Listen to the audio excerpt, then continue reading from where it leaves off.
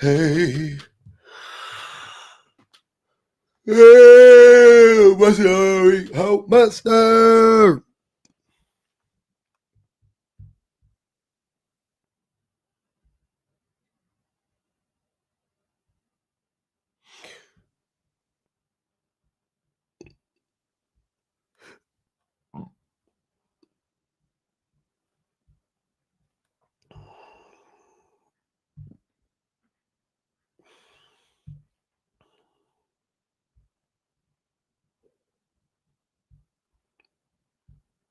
Okay.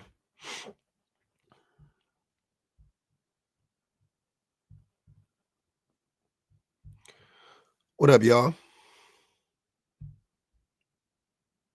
It's Thursday.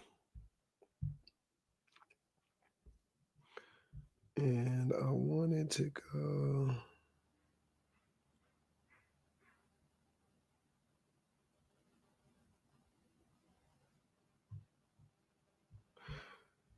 Where am I? Why is it not taking me where I want to go? There it goes. Okay. What up, T?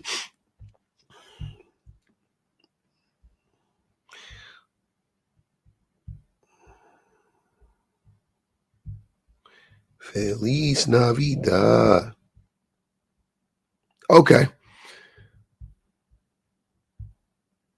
All right. We did it. We did it. We did it. What up? What up? What up? Yeah, this is my backup. Backup. I got banned on my other backups. So we in this thing, man. Hey, Pup, to answer your topic, nothing and everything. Nothing and everything, huh? At the same goddamn time. I get it. I get exactly what you mean.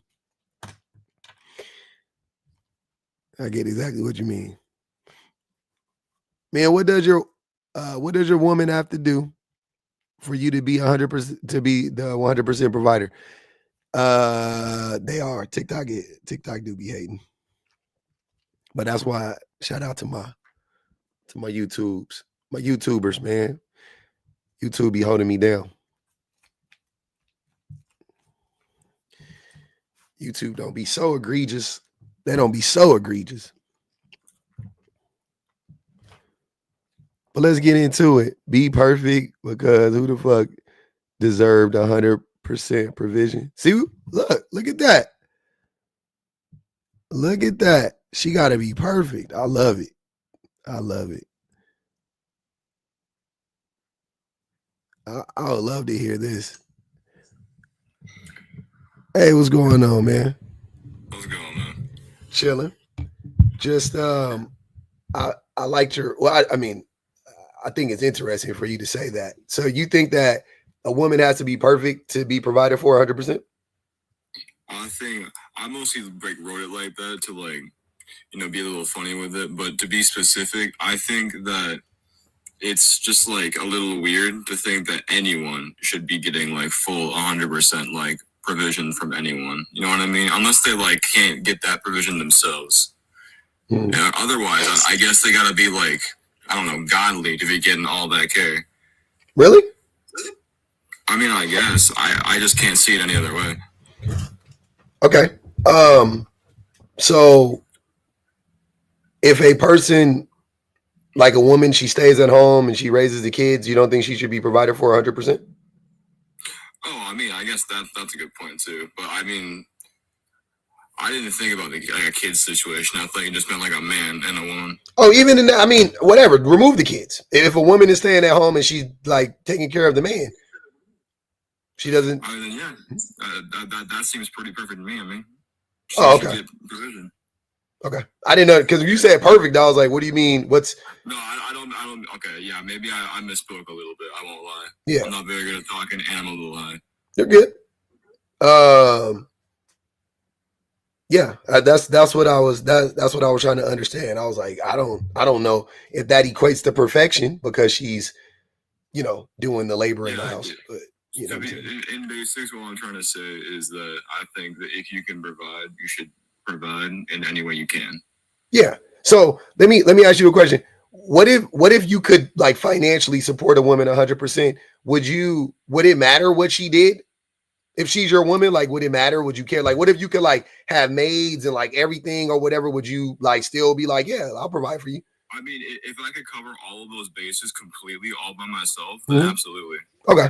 So she don't have to be perfect. She can just be your woman. In that scenario, of course, but that's like a high scenario. I don't think a lot of people are in.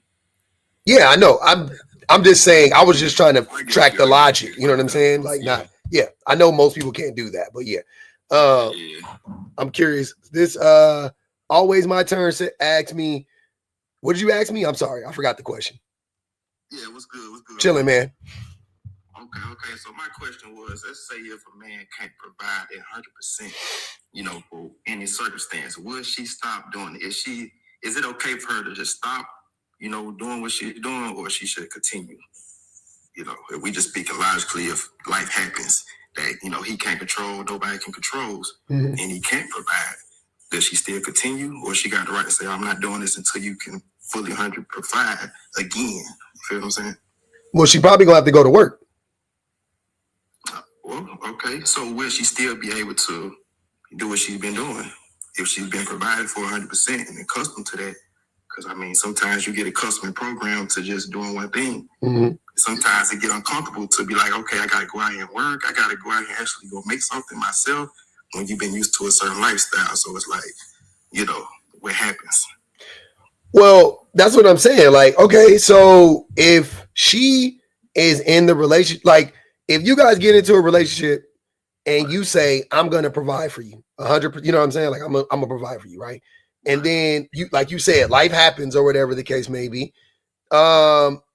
Then what, like, if she doesn't want to be in that, if she doesn't want to remain in that relationship, I don't blame her. Well, I just look at it from a realistic state of like, all right, let's just say you can't control how life goes. So it's just gonna be like a cycle jumping from relationship to relationship. Because at any time, any point, that man probably might go through something, health or anything. So if she don't want to be there, she's not wrong for jumping. Yeah, what I like to say is, before you start tripping over these women, you do not own them and you are not their father. So she okay. Hold on, let always my turn finish. I hear you. I respect that. I just want him to get finished his point. So I think that you're saying, if I'm hearing you correctly, you're saying like, are you trying to figure out if she is obligated to stay with the man? No, okay, I'm confused. Okay.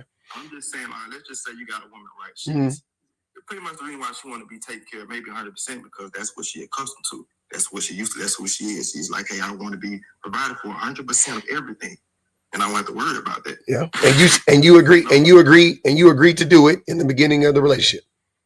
If I agree to do it, yeah. Let's say I agree to do it. Yeah, I'm saying you agree. I'm saying in this scenario because it would just, we could draw the lines, right? So she expects it. You agree to it. Okay, cool. Now you're in a relationship, and like you say, something happens or whatever. And then she's like, well, I don't want to stick around if you can't provide for me, but I also don't want to work. And she leaves. Oh, what's the question? Well, I'm saying, if I agree to do that and she agrees, hey, listen, I got your back. Like, my thing is, what is the agreement with her? If I agree, I'm going to pay 100%. And she agrees, okay, well, if anything happens, something like that, will I be able to stay or I can just move on? Like, is that cleared up from day one as well? And then my question is, if a kid's involved or something like that, like if a woman used to just being taken care of 100%, what happens when she can't provide and she has to, like, another man has to step in at some point in time. So it's going to be a constant cycle, her jumping from some kind of man to give her 100% of everything. And she never ever been in a position to take care of herself that way. You know what I'm saying? I'm just not following, because in this scenario you're describing, the man is the one who let her down. So why is she obligated to stay? I don't get it. Like, why? Like, what are we not? Well, we're not saying it's the man. We're saying life happened, right? And the man, he can't give her that 100%. You know what I'm saying? At that time, something happens. So I just think it's kind of like not even logical just to say, okay, I can do this forever in a lifetime. And like if you fall down? Yeah, fall down, you get hurt, or whatever. You might lose your job, lose your bit. Anything can happen in life that's out of the man's control. A man can control everything. You know what I'm saying? I think though, like, I think we're already talking about a small demographic of people, and I think that you're even talking about a even smaller demographic of people, right? Because I don't think most women are leaving their men because they can't provide for them, first and foremost. But but you're asking me the question, like, if it happens though, and the woman leaves, like, what I'm getting from it is like it's almost like you're saying like she should stay, and I'm like, I don't understand. Like, what do you mean? No, it ain't about her. She can leave, whatever. I'm just saying that it kind of handicaps her in her life because it's gonna be a constant cycle from jumping to another man. Because now, if she's gonna leave when stuff don't go her way, but let her. But wait, brother. Let her worry about that. Like, that's all. Like, I don't know what that got to do with you or me. Like that, if she want to jump from man to man looking for a provider, that's on her. Why are you worried about her? Why are you worried about how many niggas she jumping on? You see what I'm saying? Like, what I'm saying is this though, bro. If you in a relationship with a woman, y'all have made plans on building a life together, making kids involved. Yep. You can't just leave that situation because time got hard and now I got to get a job. Yeah, you can. Yeah. So you don't need kids. Yeah, you can leave that situation. Kids involved, you just go up and leave and just like, why not? Why can't she leave that? I'm so confused as to why she can't leave. She can't. I'm not saying she can't. Like, she got to go. No. I'm saying morally, why is it wrong if she leaves? I'm not understanding. You don't leave your child behind just because you ain't getting taken care of 100%. Why would she leave the child behind? Who said she's leaving the child behind? I'm saying, if you're saying that the man fell on hard times, he can't provide, and there's a child in the situation, and she feels like I want to go where I get taken care of 100%. Okay. She just leave the man and the child, and I'm gonna go. I mean, you know, you really are describing like the most like what woman is leaving the child behind. But let's say she does. I mean, more likely she's gonna bring the child with her and bring another man in. So what? So you want your child to suffer when she can go and take your child and get a provider? Why? Hold on. Where everybody suffering at? But where is everybody suffering at? Well, I'm pretty sure everybody in this line right now has been through some kind of discomfort. They've been something like lost a job or something happened outside their control. Is what I'm telling you. So now you just leave the situation because it got hard instead of, all right, listen, I got your back, love. You know what I'm saying? Like, that's a bad person, but she's not. What? But that's what I'm saying. The man got her. He can still have to suffer the consequence for her mistakes, though.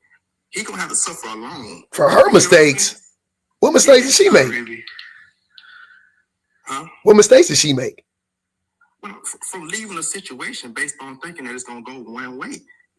How was that her mistake? How did she, sir? So here's what I'm saying.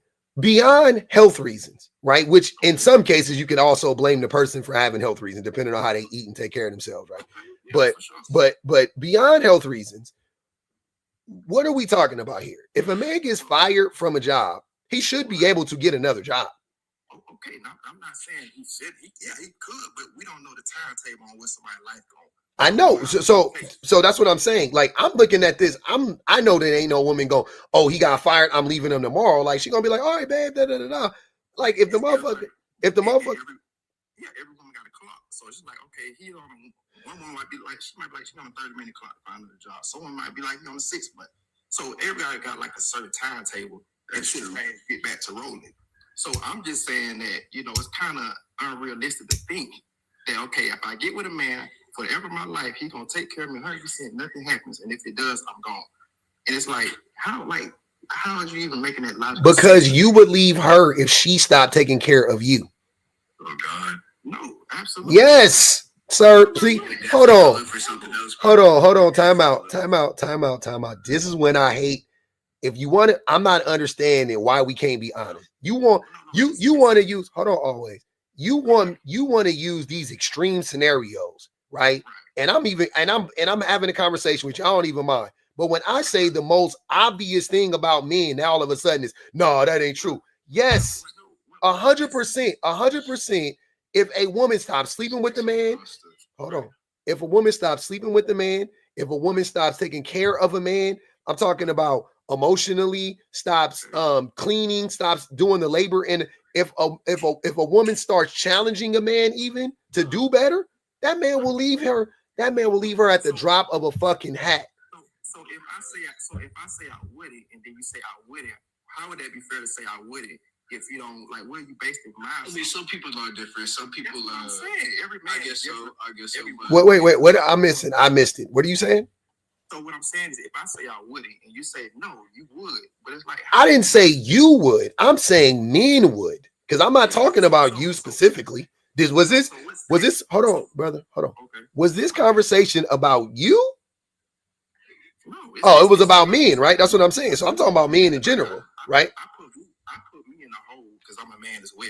So I'm just thinking about if. Are you every man though? Are you every man or are you a man? Because those are two different things. I'm a man. I'm a man too. That's what I'm saying. Like we're not all the same men though, right?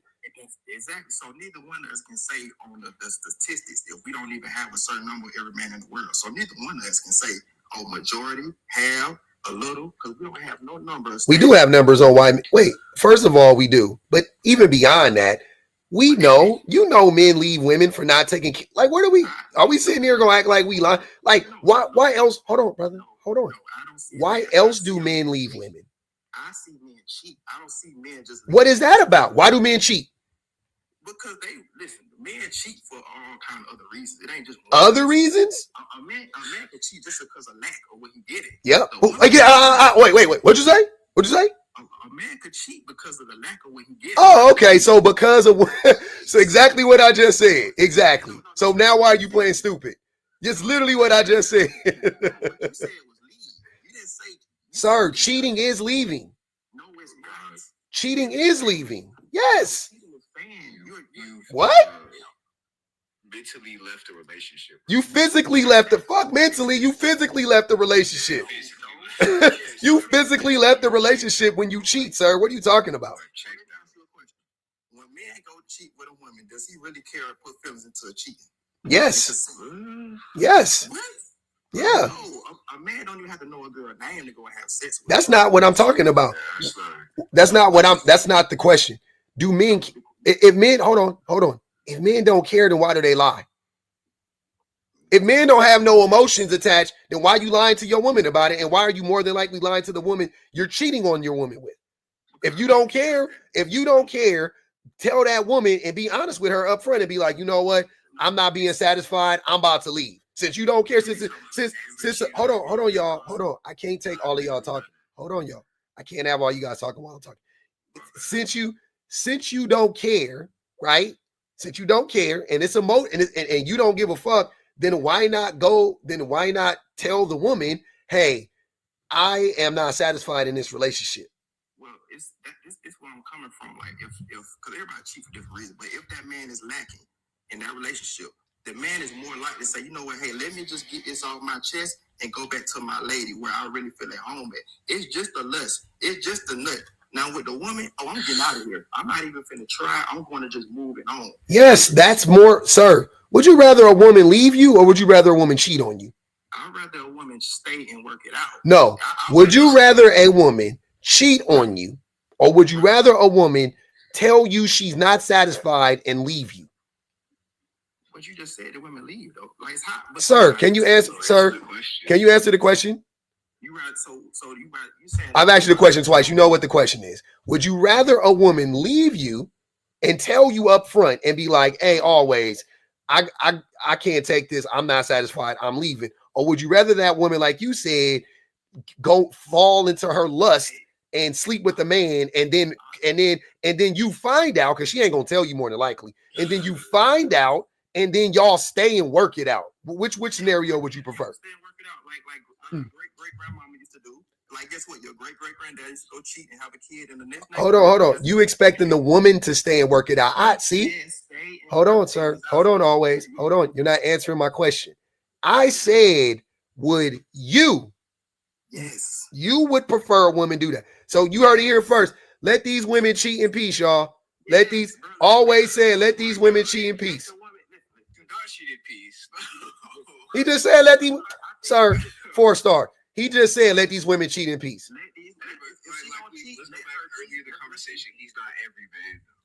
I'm just telling you, I'm going based on what he's saying. Let these women cheat in peace, brother.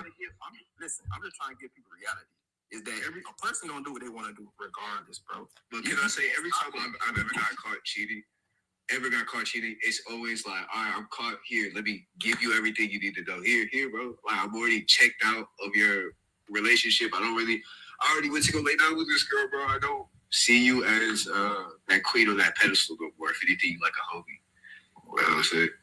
So it's like, it's different strokes, bro. I'm just thinking about the human nature, bro. There's nobody perfect, but what you can do is work through things if you commit to a relationship. You're gonna make a mistake. Everybody gonna make a mistake. You can't act like, oh, well, nobody. Hold on. Not all mistakes are equal. It's still a mistake. No, it's not. I don't, sir. I'm not Christian. I don't think all sins are equal. I think that cheating is way more egregious than maybe even lying or not, or you know what I mean? Like saying you're going to do something and not doing it, being inconsistent, things of that nature, not helping out around the house. I would rather my wife not help out around the house than her cheat on me. Well, you one man, my boy. You one man out of all the niggas. Wait. I get it. You're right. That is logic. No, sir. Sorry. I'm sorry. Let me ask you a question. What's up? Okay. Do you think that sleeping with the person can be dangerous? Yeah, it could be dangerous. Yeah. I mean, anything can be dangerous. No, not anything can be dangerous. Yes, No. it can. The likelihood, no. That is not how, sir, y'all got to stop just saying stuff. You gotta explain what you're trying to say, bro. I am saying it instead of just listening to respond, think logically. Is sleeping with the person dangerous? The response isn't everything can be dangerous. Not everything is dangerous. You can eat food right now and die. You can do anything and die. Like there's nothing. there is a level of What is the likelihood of something being dangerous? That it has to, for something to be dangerous, it has to have a high likelihood of harming you, right? Exactly. So not everything is dangerous because not everything has a high likelihood of harming you. It depends where you're suffering. Okay, let me ask you Jesus Christ.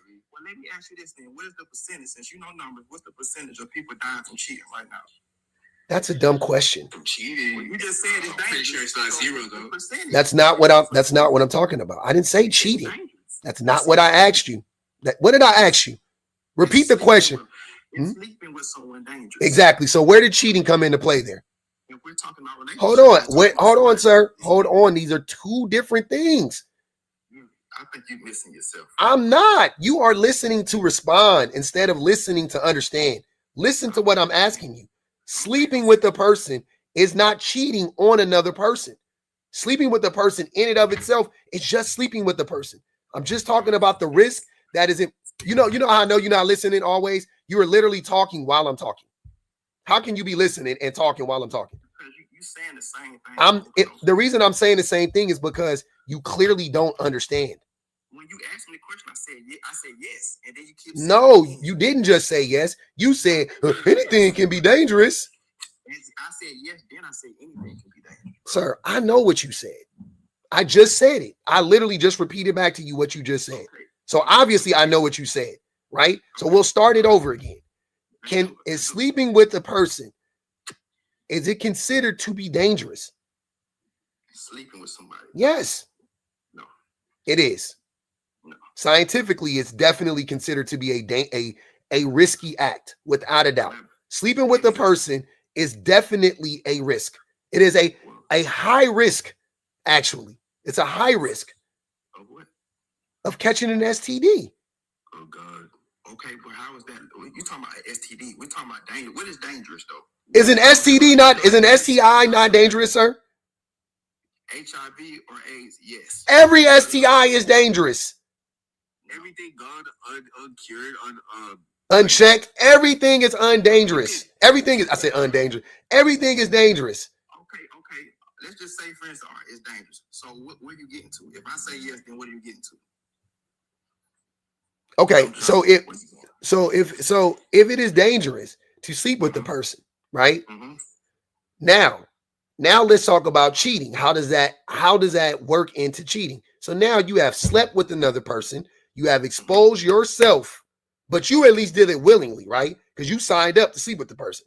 You went into it going like, hey, I know there's a danger here, but I don't care. I want to sleep with this person. Cool. So you made that decision on your own. Fine. You sleep with the person, then you go home and you do what? You sleep with the person. You sleep with your partner, right? Okay, cool. Now, but now what is the major difference between what you did when you cheated versus what you did with your partner? Yeah, there's no difference. You just slept with somebody else. No, it's a huge difference. I gave you the answer and you missed it. Your partner did not ask you. Your partner did not sign up. Your partner is not signing up for this. She did not say, hey, I know you're out here sleeping with other people and I'm okay with that. That's not what she's saying. So you didn't give her an opportunity to, you're not giving her all the information needed for her to make a decision, right? Correct. So therefore, that is a danger to her. Now, hold on, I'm almost there. Now, if that same woman stops cleaning up, how is that a danger to you? If she stopped, what I'm saying, cleaning up. Yeah. If that woman stopped helping out around the house, how is that a danger to you? What does cleaning up have to do with anything? Because I just told you that not all acts are the same, bro. Because you were trying to act like everybody messes up, and I said no. Always, I'm sorry. I'm sorry, brother. I'm sorry. I beg of you. Can you listen to what I'm saying instead of interrupting me? I promise you, this will go way smoother if you actually listened. I promise you. Because what I'm saying is I'm very concise and coherent if you listen to what I'm saying, right? Okay, cool. So now, I said that not all mistakes are equal because you were trying to make the case that everybody makes a mistake. That's how we got here. So I'm just letting you know, but I'm just telling you that not all mistakes are equal. Cheating on a person is not the same as them checking out of the relationship emotionally or them checking out of the relationship and not participating in cleaning up or cooking or helping or whatever. All of it is bad. I'm not saying that one is good and one is not. I'm saying that all of it is bad, but they are not on the same level. Okay. Because one presents a danger, a threat, and the others don't. Correct. Okay, dude. All right, go ahead. Okay, I just want to make sure that we're on the same page because I was like confused by the statement that we all make mistakes. That is a very dismissive. That is very dismissive of the situation. Okay. So you still going? It's my turn. No, it's your turn. Okay, cool. So when you brought up cooking and cleaning in a relationship, right? I know you went straight to cooking and cleaning, as if a man just agreed to that. Like I wouldn't agree to just no cooking and cleaning from a woman. But that's just say if the woman cheated or the man cheated, it ain't no gender to it. If the woman cheated, she's still doing the same thing you said, and it still don't always lead to death or just whatever, STD. It don't always end to an STD. You feel me? So that's why I say it's not like you say, it's rare. You feel what I'm saying? But a woman lying can hold the same kind of, or just even neglecting a man from anything is the same as cheating. It's abuse. Cheating is abuse, lying is abuse, neglection is abuse. It's all abuse can cause PTSD. So it's still dangerous. It's still dangerous. Right? You go and kill somebody or steal a candy bar from the store, you go to jail. You can say, hey, I only just stole some bubble gum. I didn't go and you still go to jail. Exactly. I love that you brought up prison because now we can talk about it. Let's talk. Is stealing bubble gum, do you get the same amount of time? Do you get the same punishment as unaliving a person? No, but you get the same wait, so no, right? Okay. Why don't you get the same amount of time? Because it's theft and other than this. No. But why though? Why don't you get the same amount of time for stealing as you do for unaliving a person? Because of the seriousness. Because of the seriousness, right? Because of the harm that it can inflict, right? Right. So that was a terrible analogy for your point. It actually helps make my point, which is that cheating is worse. Mm-hmm. Cheating is probably outside of physically, punching on a person. Cheating is the next worst thing you can do to a person. So can I just put my opinion out there on my perspective, what I think about that? I mean, you did already, but go ahead. No, I'm not. Yeah, okay, just like you did. Let me explain mine. Okay, so let's just say anything that the person values in relationships is what they value, which hold different consequences. So if I value a woman cooking and cleaning more than her cheating, guess what's gonna happen? I would leave her before I leave her for cheating. than for cleaning. If I value that, every man don't value the same things. Some man might listen. Let me finish. I got you. Some men might not care about a woman going to sleep with another man. There's some men out there. Hey, listen, I'm cool with that. Do you think more men care about that or less? You think no. I want you to answer that question. I think that's important. Do you think that do you think that most men don't care about that, or do most men do care about that? Say what most men do. I said, do you think? Be logical. Be rational. Yeah. Do you think? If I'm thinking about most men, Mhm. what most of the men in America, what they do, what you In the world, fuck America, because these same things apply all across the world. Do you think most men on this planet would be more accepting of a woman cheating on him over a woman not cleaning for him? Some would. I can't say I didn't, every sir. would. I said, see what I'm I saying? can't say I'm that. asking you very direct questions, and I feel like you playing in my face. Do you? Because you know the answer is obvious, right? Like you know that's stupid, right? No. Listen, you can't ask me a question, but I can't give you no proof. If I can't go and say, listen, I'm absolutely right, then how can I tell you something and be absolutely right? If I can go look at Google right now, and tell That's you not this even is what I'm it. asking you for, sir. I'm not asking you to be right or wrong. I'm asking you to be honest. Okay, let me ask you. That's all I'm asking you to do is be honest. Okay, let me be honest. I'm gonna be real with you, because I might hang with a certain different men. Do you talk to women like this? I love women. No. That's not what I asked you. See, weird response. Do you talk to women like this? When you okay. So what I'm asking you essentially is, if you're having a conversation with a woman and you guys aren't, she is trying to get you to understand something, maybe some way that you're harming her even, right? Do you gaslight her the way you're trying to gaslight me? Do you try to like lie to her in her face, like play with her and try to make her seem like she crazy, or like you just don't have the answers to shit that you know the answer? Like, do you do that to women? To be honest with you, I won't even have that kind of conversation. Like, it's like I let them do what they kind of want to do. Like, it's not like I'm like, no, you shouldn't do this, because no, I'm gonna let you do what you want to do. I'm not gonna argue or go back with no woman. But for some reason, it seems like we just ain't coming to a certain. You don't argue with the woman? You don't have a conversation with the woman if she comes to you and says you're harming her? You just what do you say? I don't want to hear it? No, this is what I'm saying. They don't get to that point with me. I don't get to a point where a woman like, I don't like this. I don't know, because I let her do what she want to do. I'm not telling her. What does that got to do? Wait. That's not the right. That's not how that conversation would go. That's irrelevant. I quote unquote let my wife do whatever she wants to do. But if I'm harming her, she's going to bring it to my attention. So what I'm asking you is if and when you harm a woman or you annoy a woman or whatever language or whatever you want to put in there, how do you have the conversation with her? Because I know you've had that conversation many a times. Clearly you have. So I'm trying to figure out, how do you communicate with them? Do you lie to them the same way you're lying to me? Or are you honest? Are you more honest with them? Well, you still can't base on lying because you don't have any proof. You are lying, sir. Come on. But how can you prove that you're right? I can prove. Look. Either I'll give you two options here. Either you're lying or you're stupid. Okay, so that's your opinion. That's not a truth or a fact. But that is. It's either way. Either you're lying or you're dumb. Or and you lying to me makes me think you think I'm dumb.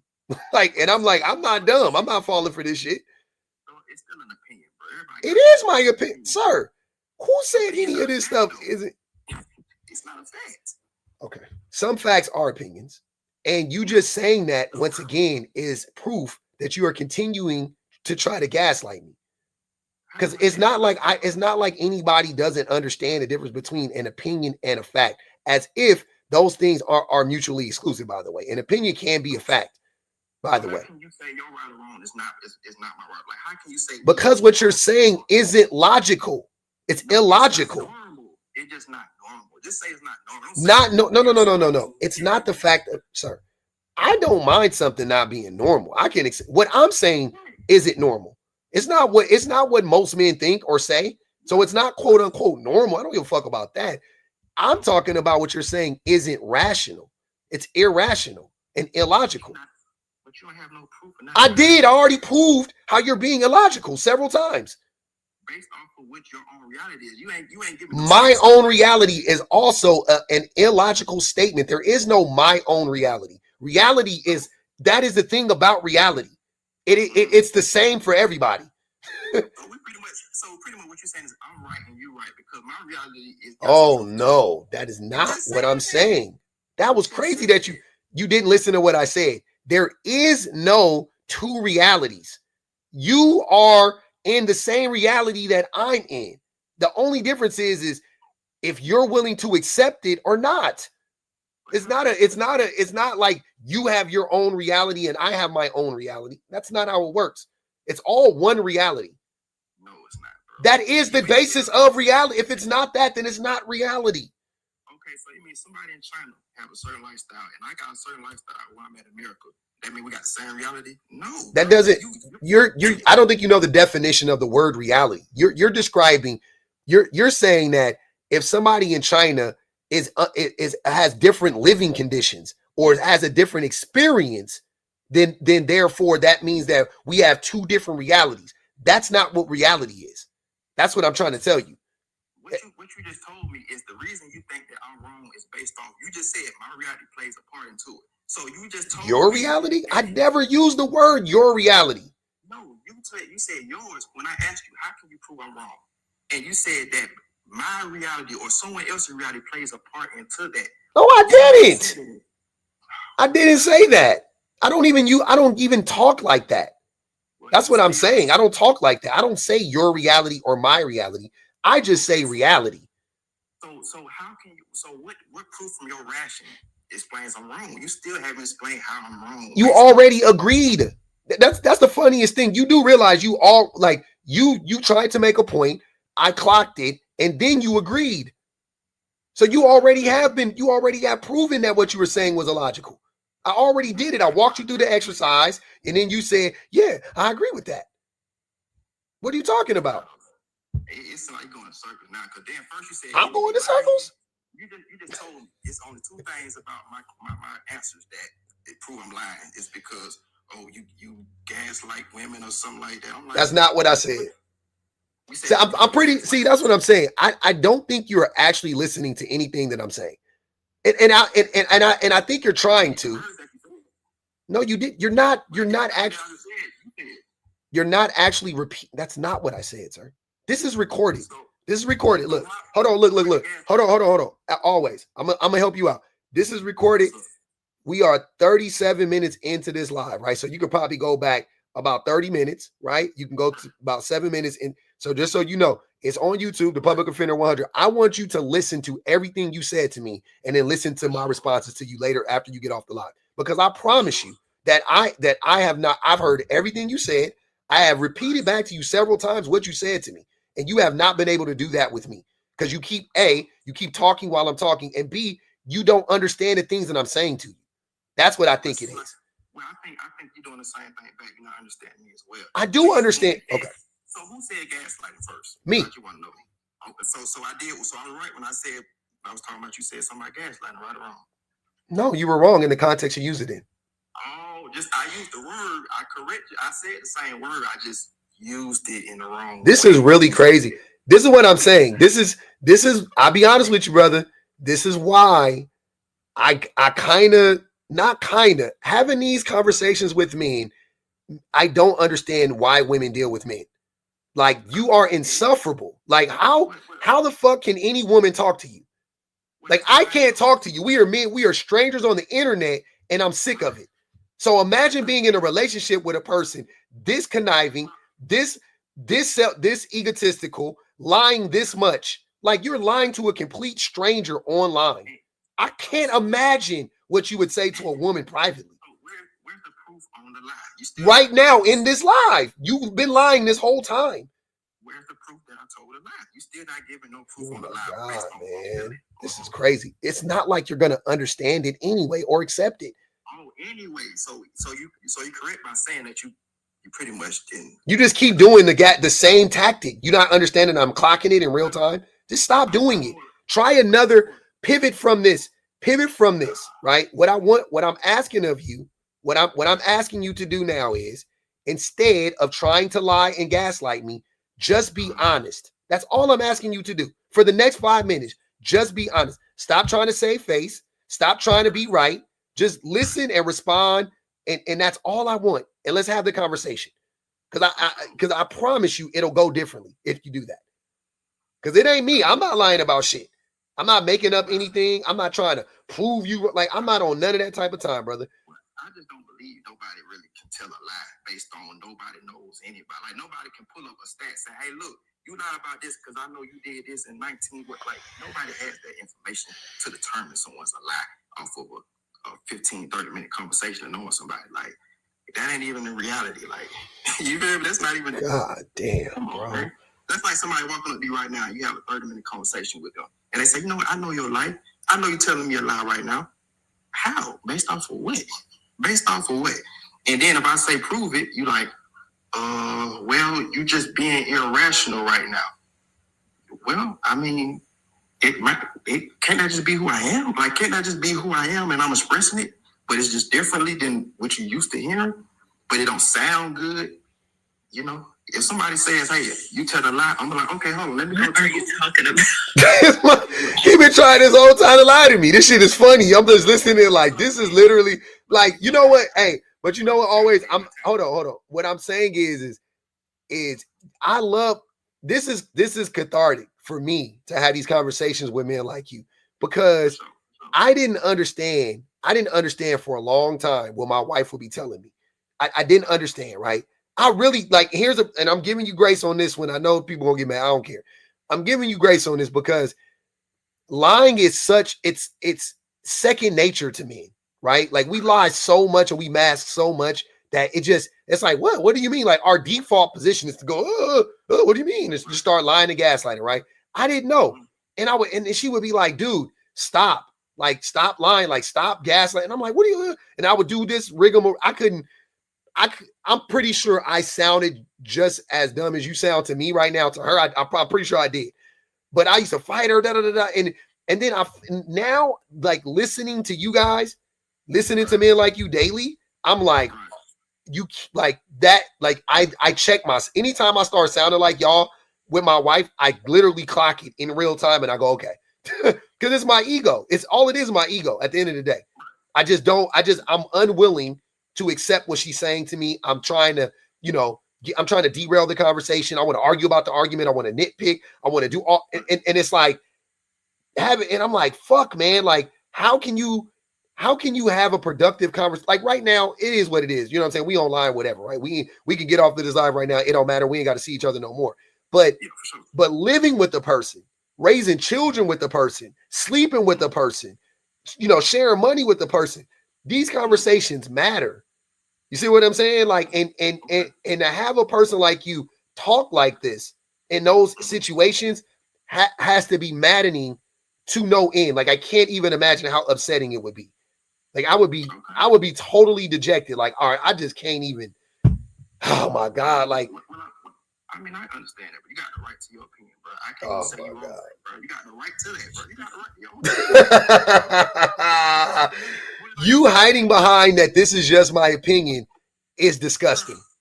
Bro, everybody got the right to speak, bro. I mean, I'm not gonna say, hey, bro, you're wrong because I misunderstand you, or I think differently from you. I'm gonna say, listen, bro, I don't misunderstand you, and I do think differently than you, but I don't misunderstand you. I understand exactly what you're trying to say. But I'm saying, even if I did, I'm still like, you know what? That's cool. You know what I'm saying? Like, I ain't gonna be mad at you, call you a liar or none of that. If somebody call me a liar right now about something, I'm gonna go, hold on, pause right there. Let me go ahead and look this up for you. But if I can't literally go do no research, I can't give you a certain logical statement on my proof of calling you a liar. That's like you call somebody a rapist.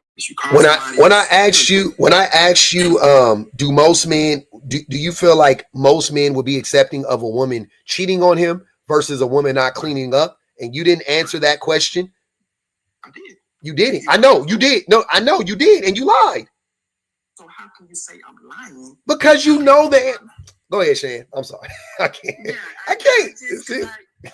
I came up here to kind of call out exactly what he's doing right now and how what you're saying is really a big red flag. Like, when somebody is telling you that they are hearing you lie, they are hearing you either avoid the truth or go around the answer or intentionally avoid the answer because it'll disprove your point, and you keep coming back to them with prove it. Well, if you can't prove it, it didn't happen. If you can't prove it, it can't be true. there's a lot of things that you can do to somebody that they may never be able to 100% prove. That does not mean you didn't do it. And to me, hearing a man constantly say prove it is scary. It's very red flag. Like if I was just coming across this live and hearing this conversation, you would sound like somebody I should definitely avoid, simply off that fact that he's telling you you're doing something and your response isn't even I'm not doing it, it's prove it. So that's weird. So how is it proven though still? Like for what he says, right? Let's just say, for instance, he got his own, opinion on something, right?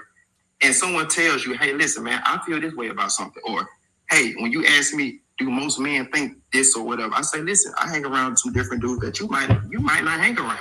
So we might think this way. So now, I want you to understand. Always my turn. I'm not listening to you.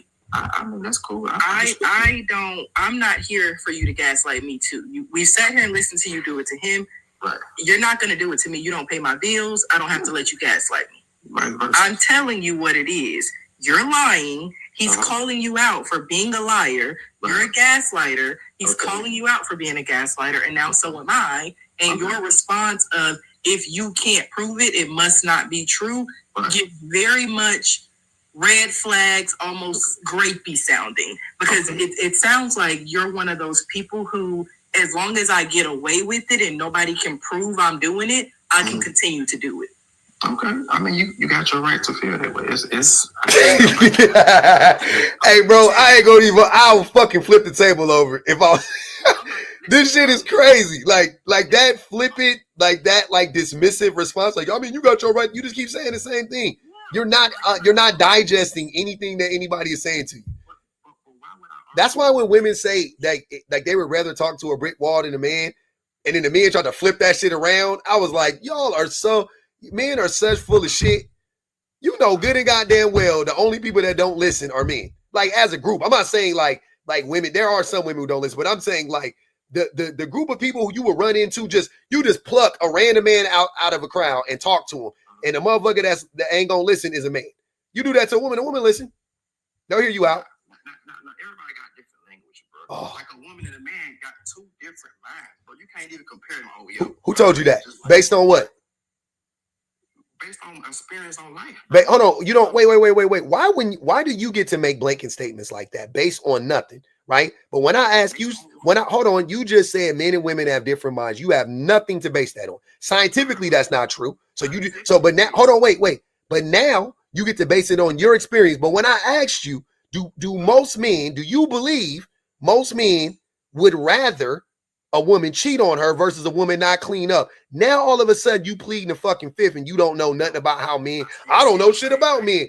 You don't know shit about men, but you know men and women got completely different brains. No, I still said the same thing based on what I've been asking you based on what you think. Clearly you ain't never read none of this shit. So I'm just asking you based on your logic, be logical. That's what I've been asking you this whole time. Be logical, be rational.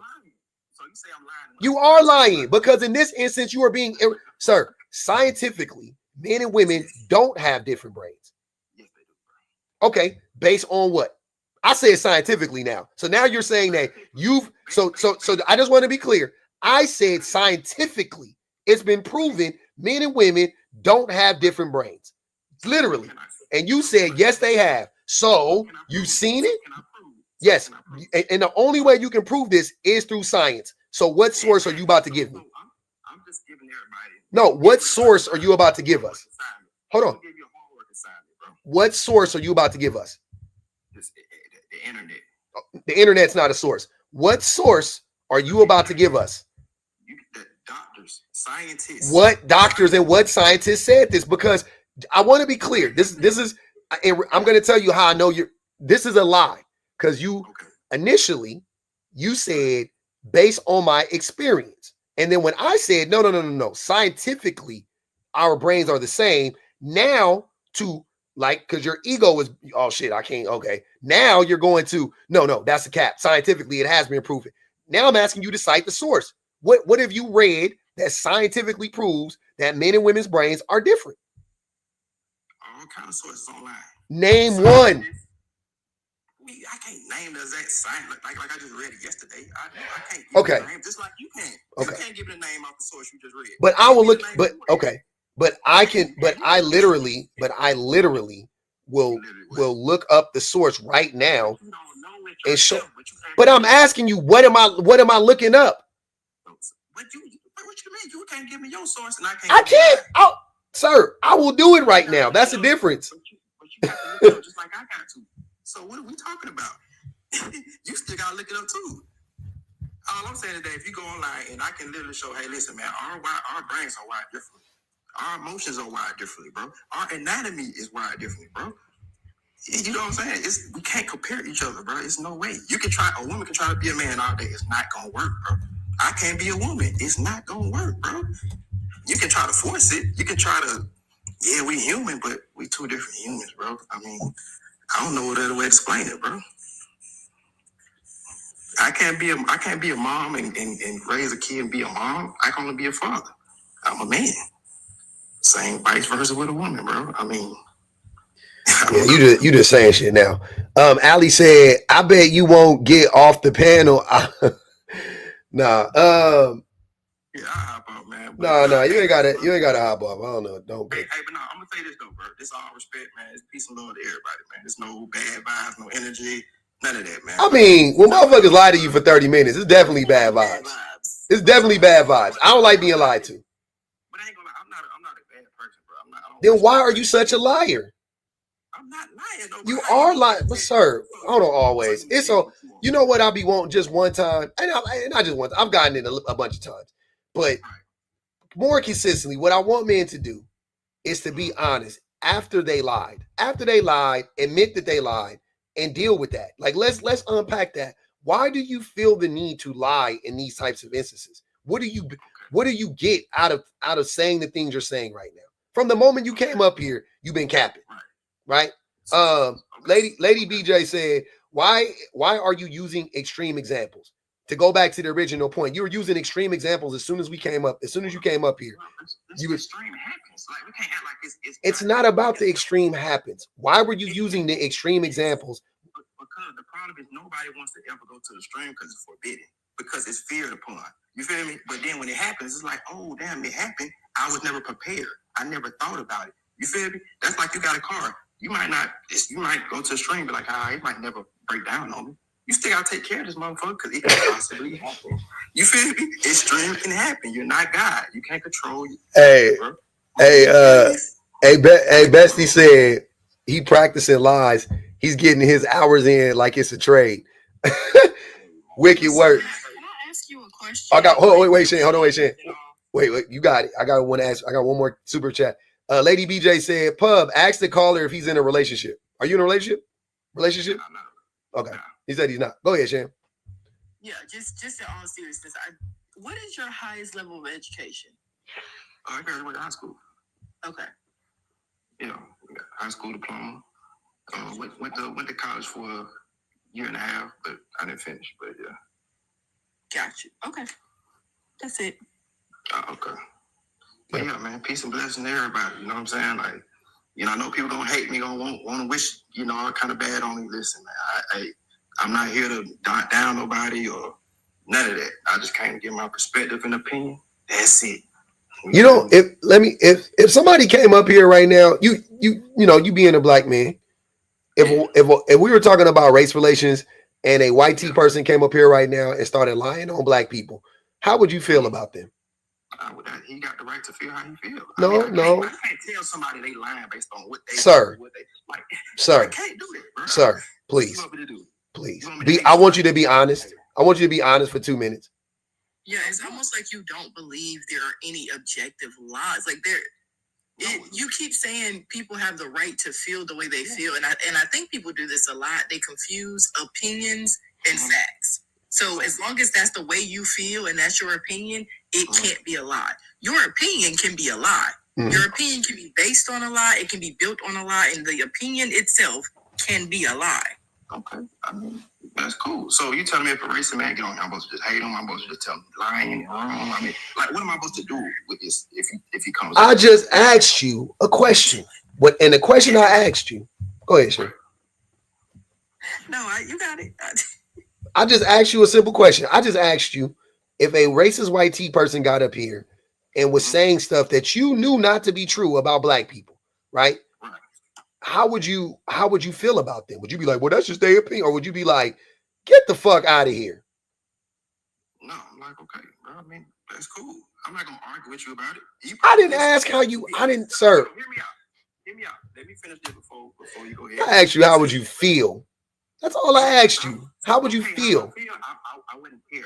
But what I would say this though, bro, is that some people might not know some things, so they can only preach and say on what they know. So if a white man doesn't know too much about a black culture and he says something that's wrong, I'm not gonna fault you for it, bro. You just don't know. Let me enlighten you. I'm not gonna say you're a liar, you don't know, you're stupid. I mean, let me enlighten you, bro. It's okay. And then what if? And then okay, cool. So let's keep playing it out. So what if you are trying to enlighten that man, and and then you get to a point to where you realize like it's not that they don't know, is that they are actively lying about it. Like they know. But how do I know if you don't know? Because you're asking them clarifying questions and they're not answering them. And you know by the questions you're asking that this person is lying, because if they weren't if they weren't lying, they would just answer the question. They would just answer the question, right? So if they told the answer to a question, right? And you saying if it's not right, and they keep saying that it's not right. What? I mean, either way, I can't be mad at them. I mean, cool. If he's not hearing what I'm saying, then I ain't gonna talk to a brick wall. I mean, it's cool. Move on. You feel me? Like, I ain't gonna cuss you out, call you racist and all this. You don't. No, it's cool, brother. Hey, listen, man. It's cool. I ain't got God power, bro. I can't make you see something you don't see, bro. You feel me? I can't. I'm sorry. God don't have that power either, sir. Well, hey, what neither one of us do. So what can I do about it? Cry? I'm gonna move on, bro. I mean, it's life, bro. Move on, bro.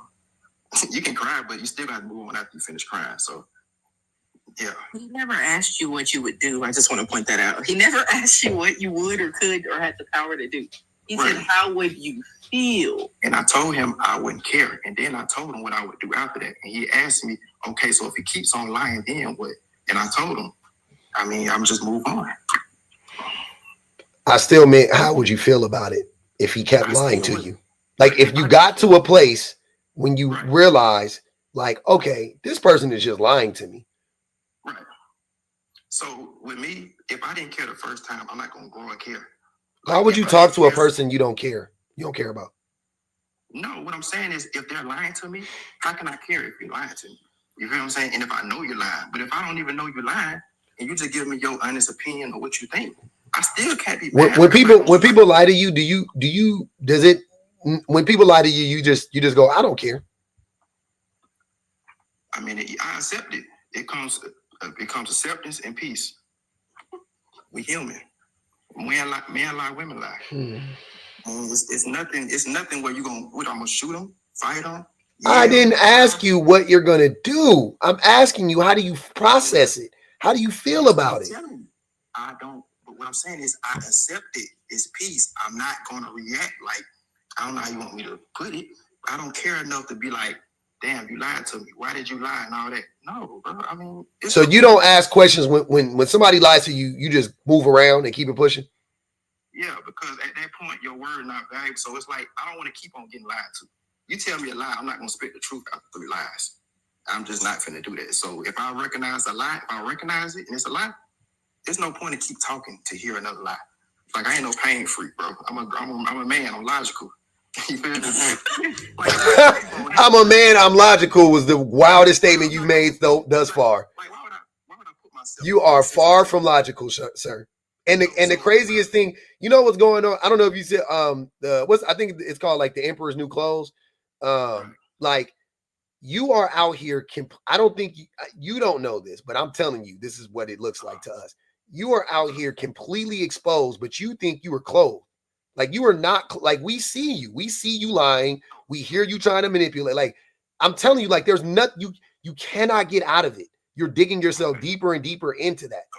So can I ask you a question? Go ahead. Ask you a question. Yes. So being the man you are yourself, if someone lies to you, how do you feel about that? I feel disrespected. And how would you go about that if you felt disrespected?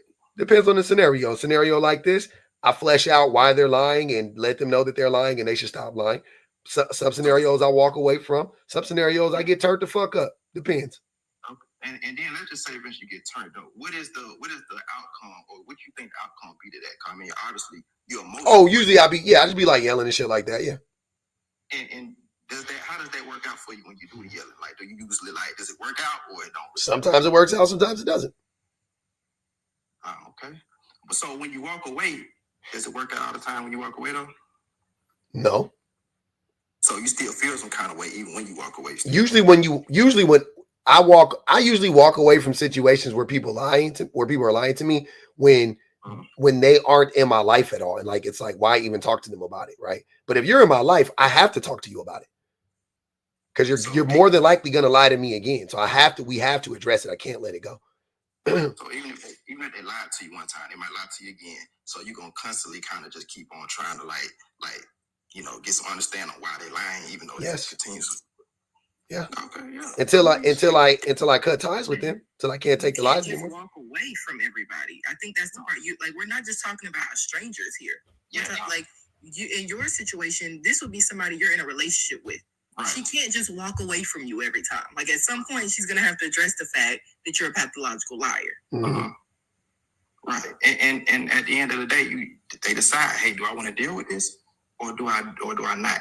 I mean, we can wish and hope that things just change and people change. We can wish and pray it down. Yeah, we hear all that. You can get to that point. But in the meantime, before you reach that point, right. What he's asking is when somebody is lying to your face, right. How do you feel about it? How do you approach it? How do you deal with it? And you keep having this attitude of, I just don't deal with it at all. I just walk away from it. That's not logical. Well, you can't just walk away from everybody that's lying to you. What if it's your kids? What if it's your boss? What if it's your wife? What I'm saying is this: no matter who lies, I accept it. I'm not gonna walk around. Why would you accept the lie? Because what you gonna do? You gonna shoot them because they lie? I mean, either way. What are you talking about? Nobody is talking about violence. Hear me out. What I'm saying is the reaction for a lie, like how I'm gonna react to a lie, how I feel, what I do. If they told me a lie, okay, you're a liar. So now I have to, hey, now I gotta stumble and I gotta figure out if this is a lie or if you telling the truth. Like, I don't want to play that game. So I'm gonna distance myself. Now, a child, you can't hold that as a child. A child is still learning character development. So I'm not holding that on a child. But a grown adult, yes. I mean, I'm not gonna deal with that. You feel me? Like, Ali said, ask you, are you from the west side of Atlanta? Nah, I'm from the east side of Atlanta. Close. Lady BJ said, so his whole debate was theories? I guess. Nah. I mean, everybody is a theory technically. I mean, because nobody can, it's not like, you can pinpoint a certain percentage, number, stat. It's just based off of what you've been through. You feel me? What you've seen in your life, this experience. You feel me? I don't feel you. I disagree with that categorically. Well, I mean, you got the right to do that. And I can't call you a liar for it. You got the right to feel that way. I mean, I can't call you a liar, bro. I can't. How can I call you a liar based on? Because I'm not lying. But how can I? Even if I wanted to tell you was lying, how can I tell you that though? I still. If I was lying and what I was saying wasn't logical, and then you check, and then you help me see how what I was saying wasn't logical, and then I go right back to the thing that I said before, then at that point, I can surmise that you are a fucking liar. Absolutely, super easy. Well, I let anybody be the judge of what they want to see. I ain't finna counter and be like, hey, you lying, or counter with the whole world telling me I'm a liar. I ain't gonna do that. You got the right to feel that way. I ain't gonna get mad at you. Hey, I accept it. It's still peace and blessing though. It's still love though. I'm just saying I got a different mind though. Of course, I think differently. Yeah, I mean, who do you think differently from? What do you? All this is showing is that you're emotionally repressed, which, surprise, surprise, most men are. But you're very emotionally repressed, and you think that you're, I guess, operating higher or vibrating higher, or you're just more logical than everybody else, and you just don't let things get to you in the same way. Right. All you're telling us is that you lack conflict resolution skills and you're emotionally suppressed. So you just pretend like nothing bothers you because you don't have the skills to actually work through the things that do bother you. No, you only talked about one thing, which is lying. I mean, we ain't talked about a series of things. So we just talked about one thing, which is lying. So for me, that's you only handle lying like that. You don't handle any other conflict or yeah, like to be honest, I would rather someone cheat on me than lie to me. They're the same thing. No, they ain't. Oh my fucking God, man. I'm sorry. It's the same thing, sir. Cheating is lying. No, you can still go and be unfaithful to somebody. And like I say, you might not lie. You feel what I'm saying? You can just go and step out on somebody. Hey, listen. Man, what the fuck are you talking about? I gave you a free pass to go and do what you want to do. That's not cheating. Listen, what I'm saying though, bro, we don't know what's going on. Nigga, come on, bro. Come on, God, help us. This is fucking crazy. Well, hey, listen, that's what I'm saying. So guess what? What I'm saying, you can't say, oh, you're lying about it. You can't say I'm lying about it. 100% I can say you're lying. What you're saying, you know what you're saying doesn't make any fucking sense. What are you talking about? Well, hey, I ain't trying to, I ain't gonna go back and forth with you about it. It's cool. You can't go back and forth about this. You just tried to say that cheating isn't lying. Cheating, that is the definition of lying. Like, hey, listen. Let me tell you, let me just put something out there, right? What's cheating? What's the definition of cheating? The word cheating. Give me the definition. I can give you it, but I'm gonna just ask anybody. Do they know the definition of cheating? that's semantics. I'm just asking. That's semantics. When you start to ask questions, especially leading questions about topics that you know that people are well versed in, this is why I tell people that that common sense is insanely subjective and really it's not real. Because you know that in the current society, that if somebody comes into you, you have a friend, a family member, a cousin, whoever comes to you and says that my husband or my wife cheated on me, you know exactly what that means within the language. Like you know within the language, within the neighborhood, within the culture, what it means to cheat. We don't have to look up a definition of what cheating is because you know that cheating implies that somebody in the relationship has gone out, had sexual relationships, or maybe something lighter, who knows, with somebody who is outside of that relationship. We don't need a dictionary to know that. Now, I would suggest a few books. I would suggest a few books. Theoretically, you are very lost. And I think that it's very on brand, especially when you started to talk about race. Because when we started off the conversation, one of the first questions that you asked, which I thought was also very leading and very interesting, was, or one of the points that you made was that if a woman stays with a man who is providing for her, but she leaves him because he's no longer providing, but he hasn't stepped up. Like in the scenario, would she still maintain the same things that she was doing? Would she still be cooking for him, cleaning for him, taking care of kids, doing all the same things that she was doing while he was providing if he's not providing? That is leading. That's all. You play these sort of word games where you ask these questions that already have answers. They're already, theoretically, where they go. It makes sense for that woman to leave that man as much as it makes sense for somebody to leave somebody that's cheated on them because you know that relationship no longer serves you. Now, I don't know, maybe you're just unfamiliar with how gaslighting works. I can guarantee you the other people on this panel are not. So when you ask these very leading questions, it's much easier for you to just stand on whatever stupid point there is to be had as opposed to trying to lead us into believing that somehow our logic and our reasoning is off because you have your opinion and we have ours. Right. It's not a difference of opinion, pretty much. It's not. It's well beyond a difference of opinion. Okay. Hey, listen, Queen, I hear you out, and listen, I appreciate the input. I really do. You know what I'm saying? My only thing is, I know when you said that when I'm cheating, that everybody's just gonna have the same answer, and I was just trying to put out there that I used to think that way, What? But when I really look into cheating, ain't just sex. Cheating does not mean someone just slept with someone else in a relationship. Cheating comes from lack of communication, lack of affection. Cheating is any kind of way if I'm trying to gain advantage on my feelings, so I neglect you of yours. You don't have to go and sleep with somebody to cheat. You can go and say, hey, listen, I'm not going to talk to you for 3 days, and I'm in a relationship. I'm cheating. Do you think you think anybody up here doesn't understand what the different forms of cheating are? Let me finish though, bro. Okay. One second. Okay. So what I'm saying is there any kind of neglect in any kind of relationship and a partner's doing this for personal gain, there is cheating. You know what I'm saying? Isn't cheating. Neglect is neglect. Well, to gain advantage. That's a cop out. Well, It's I mean, still not cheating. If you're neglecting somebody to gain advantage, you're manipulating them, you're abusing them. You're not cheating on them. Like, why are you trying to change the definition of cheating? Okay, this is what I'm saying, right? Because he just looked up the definition of cheat, and he don't really understand it, and he's trying to apply it right now. Has anybody here been married before? Has anybody been married? I'm married. BPG is married, and Allie was married. Hey, shout out to you. So listen, when you go, let's say you have a problem relationship. I see everybody's married or been married except No, I'm just trying to. and you. So let's just say you go to counseling, you go to therapy. You know, with a therapist. You might have a problem in your relationship that neither one of y'all going back and forth, and nobody's gaining no kind of understanding.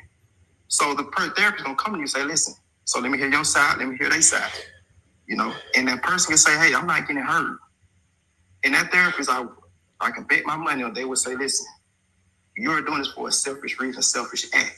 Your feelings ain't getting hurt, so now what does that have to do with cheating? Because I'm telling you the whole definition of what people look at cheating as one way. So we don't. I'm trying to introduce people to another way. Sir, I promise you, we don't. Wait, you just said that everybody had the same answer on cheating, which you said, which no, that's not what she was saying. Jesus Christ. That's not what she was saying. A therapist wouldn't say that. A therapist wouldn't tell you that. Well, I'm just how many times you been to therapy? Like 2 or 3 times. Okay. Have you been to couples therapy? I ain't been to couples therapy. No, exactly. So again, this is speculation. I don't got told it from a licensed therapist, but I'm just saying. Man, please. One licensed therapist. So can we? You ain't got to agree with me, not. But I'm just saying there's more things in cheating than involves. We know. So why did when I just say that? Oh. You're saying cheating. You're conflating two different things. I know that you can cheat without having sex with somebody. That's not what I'm saying. You're saying, oh, if I neglect to talk to you for 2 days, I'm cheating on you. Yes. No, I'm neglecting you. I'm not cheating on you. I'm not neglecting to talk to you so I can go talk to somebody else. That's cheating. Ask that same therapist. Is cheating lying? Yes. That's definitely. Listen, what I'm trying to tell you. Hold on. Ask the therapist that. What did the therapist say? About what, lying? Is cheating lying? It can be, but it just depends on. It's not that black and white. You're trying to say not talking to somebody for a couple days is cheating, but lying because you're selfish advantage. You're doing the same thing when you lie. I don't think everybody understands. What I'm saying is this, though, right? When you're gaining advantage over someone, that's cheating. If I go and take a test and I look at somebody answer, that's cheating. I didn't go sleep with somebody. I cheated. The term cheating. We in the black community we use a lot of words, and sometimes we take the meaning and just spin it. Oh no, wait. I gotta ask you. Just think about this logically, right? So you have 3 college educated women up here. I got you. Right. I'm just being honest. If it really coming down to like education at this point, like let's just be real. You have 3 college educated women. Do you think that, and you have 2, a GED haver and a diploma haver in yourself? Do you think that you understand these concepts better than these women do? I could, absolutely. You could, but I'm asking you based on what makes you think that? Because you're a man? Can I answer? You can answer. I'm asking you the question to answer. The reason why I say that, because listen, when you go and get these degrees and certifications, right? Whatever you get it in whatever area you're in, right? If I go and get my degree in IT or something like that, I'm a professional. I'm a professional in IT. I got experience in that, but I don't have no experience on how to treat a woman. That's totally different. That's not true, and you only don't know that because you have not been. Because anybody up here can tell you that the only time that you actually get into the specialized classes that's in your degree last year is after 2 years. You have to do the first 2 years of general. College is general education, where you're doing your sociology classes, math, you're doing your psychology classes. Depending on your English, on the field that you're in, right? You're doing English. You're doing very basic human history aspects within those classes. And it gets more specialized as you get into those higher ed classes, like the grad courses. Right. But when people go to college, the first thing that they start teaching you is how the world works and how your degree field will work. I mean, how the knowledge that you have will work in the modern world. Mhm. So you have to understand how people work before you even get into the actual degree program. No, I get that. I'm not even trying to say you're wrong for that. I promise you, I'm not trying to say you're wrong for it. You're absolutely right. But what I'm saying is you still have to have experience in anything that you're doing. So BPG is married. Experience. She But if I'm a man, hold on, wait. listen, Hold on, but she's married, right? I get that. I'm married. I've been married for 13 years, and we're married for 17 years. She's currently married. So once again, any way you slice it, you want to talk about it interpersonally. Both of us have far more experience than you do dealing with an intimate partner, and she is exceptionally and extremely more educated than you are formally.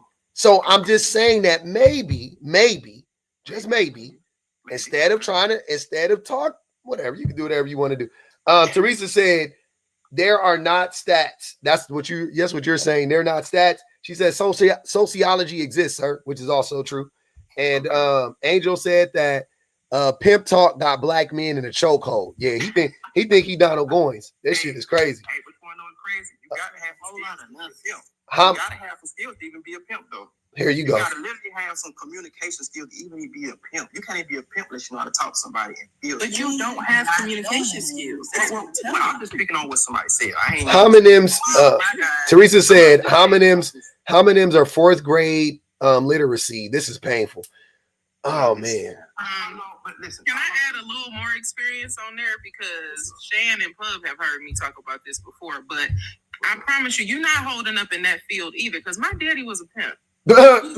My daddy was a pimp too. I promise you. What's up? You wouldn't last in that field either, because there's a level of combativeness that you have with arguing points that you don't understand. That isn't, if you actually had that in you, I promise you, we probably wouldn't be arguing with you still right now. Hey, remember y'all, you ever seen that video of that pimp when he headbutted that woman and said, your head ain't harder than mine, ho? That's what you think. Like, your head is you just got the harder head. It don't mean you right. Your head just harder. Okay, so with that, I'm glad she just said that. So pretty much you proved my point. With even if so-called I'm not adequate or eligible to be a pimp, like you say, but you're pretty much saying that pimps, your dad had a certain skill to even do that, which I ain't even so-called eligible to have. So I'm just saying that what I said was correct, Stan. A lot of pimps can't articulate themselves. I'll be honest with you. Some pimps are gorilla pimps. It's different pimps. It's different pimps. Trust me, I know. Yeah. I mean, it's some people that play basketball that's in the NBA, they can't play good. I mean, I ain't speaking on everybody. Well, they all can play basketball well, but yeah. But yeah, I'm just saying it's always gonna be somebody better than somebody else. I mean, I'm not saying that every pimp do that. I'm just saying though, you still have to have some kind of skill set to even do that though. But the difference is we not hoes. That's what I'm trying to tell you. Like, you could be a pimp all you want to be, and you can talk about the skill set, but I'm telling you that none of us here are falling for your pimpery. You ain't pimping us. That's all I think that's the point. Is like, you're not pimping us, and we're trying to tell you, hey, drop the facade, drop the charade. You can't get over on us and just be a real person for 5 minutes. You have yet to be a genuine person this whole conversation. I just think that from what I can tell is that I'm kind of speaking from a place where it's not hurt of ignorance. The things I say, you probably don't hear on a daily basis. So yeah, right. Wait. You think that what you saying, I don't, sir. Go type in my name, go to YouTube, type in the Public Offender 100 and go watch my videos.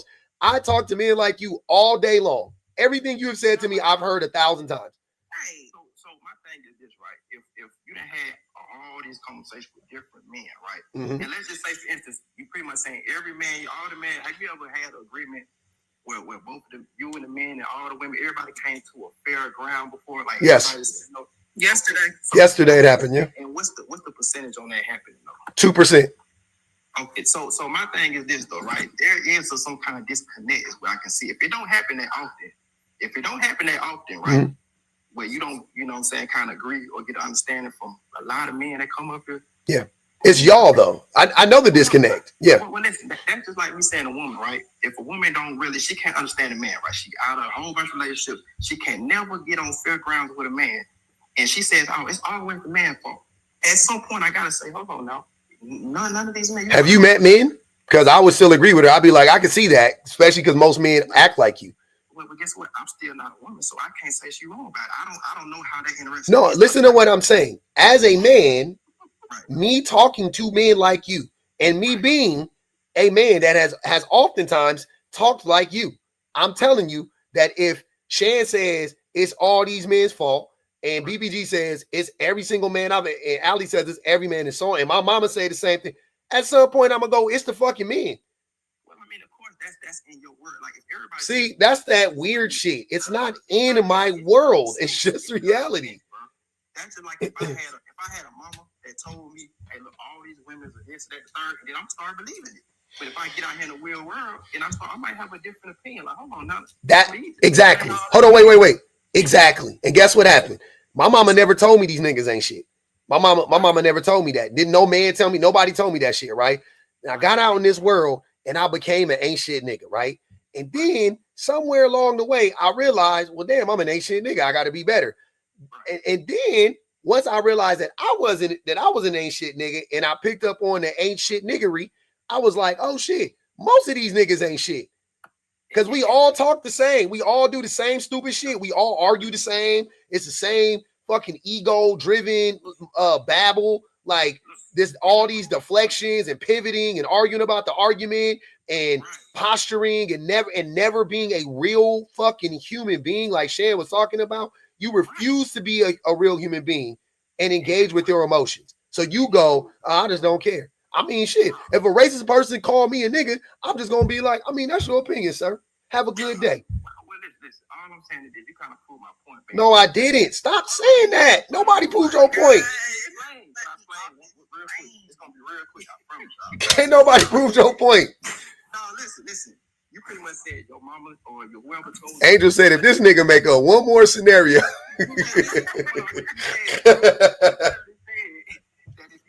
from a environment where you was told something, and then you got out here and seen something. You was like, he said his mama didn't tell him that. Okay, well, either way, she either way. So he had to go see for himself what was out here. It didn't matter what she said. He still had to get experience outside of the home. Is what I'm saying. Outside of your comfort zone, outside of your friends, outside of your parents, and see what's going on to get your full reality and experience. That's all I'm saying. And you said it yourself. I have to see it. So that's all. What we're saying about school and books, because books could tell you that not only is your opinion not rare, it's very, very, very common. And it's very common, honestly, to keep people undereducated so that they have opinions like yours because they're easier to control. Because it's much easier to control somebody who is sitting in their living room coming up with concepts as opposed to actually having a worldview based on how reality, or how ethnography, there are so many different categories for how people collect this data and this information to understand how the world abroad works. Right. That if you start to read, you will start to expand your mind and understand, oh, this is not just something that Shan is saying, or that Ali is saying, or that Public is saying, or BPG is saying. There's a book that says that men in the UK are saying the same exact thing. There's a book that says that men in India are saying the same exact thing. If you look at different countries and different cities, there's not only a triple K here, but there's also the BJP or the Hindufa. There's the Hutu movement. There is, Russian organizations that have the same kind of traditionalist, conservative ideas that lead people astray to believe that, oh, well, if I just don't bother racist people, or, if I just cheat a little bit, or if men need this, blah, blah, blah. All of these ideas, they all mimic each other across the globe. The issue is not that we don't understand that and we don't see it. It's that you don't understand that and you don't see it. We see it. Hold on. I need Ali to go. Hold on, brother. Let Ali go. Go ahead, Ali, please. First and foremost, this nigga is not from the east side of Atlanta. We are not claiming you zone 6. Absolutely not. Wait, how you just come in? You are an embarrassment, sir. I cannot believe you got your black tail up here and embarrassing us the way that you are. That's disrespectful, and you know it. Secondly, I wanted to just piggyback off of what Shan had said to you earlier about you being emotionally repressed, because the question initially when Public was talking to you and asking about cheating was, what would be your reaction? How would you feel?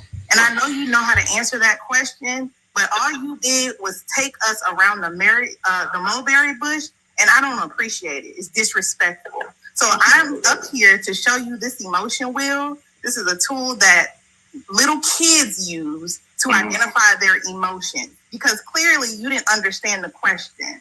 When somebody is asking you, how would you feel if somebody cheated on you? Essentially what they're asking is, how would you feel if somebody played you, disrespected you,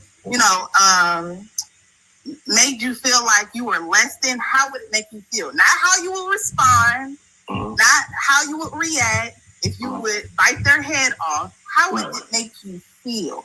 And you're up here lying, because anybody who is rational, anybody who say they or claim they from the east side, will tell you they would feel either hurt, they would feel, what's up there? Disappointed, lonely.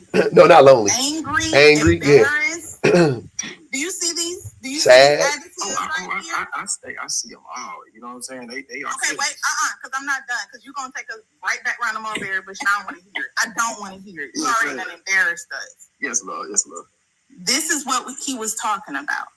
Now, I know it's not common for y'all to express these emotions openly, but you can be real. You don't have to go into detail, but you can be real at least to say, this is how I would feel. I would be mad as fuck. You can say that. You can absolutely say that, and that doesn't mean that you are no less logical, less manly if you identify that these are some of the feelings that you feel. I hate that I even have to say this, because this tool is used for young children. I have a 4-year-old that I have this on the wall to help her identify her emotions.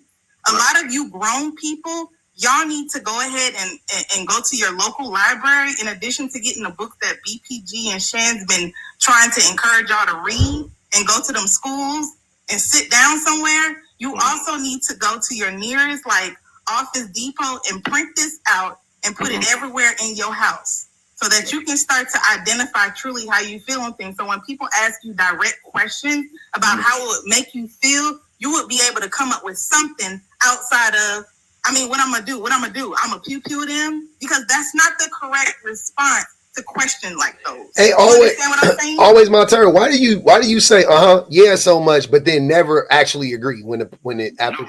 Well, the thing is, I'm still entitled to my opinion. I'm going to hear you out. I'm not going to sit up and call you. I'm just going to hear you out.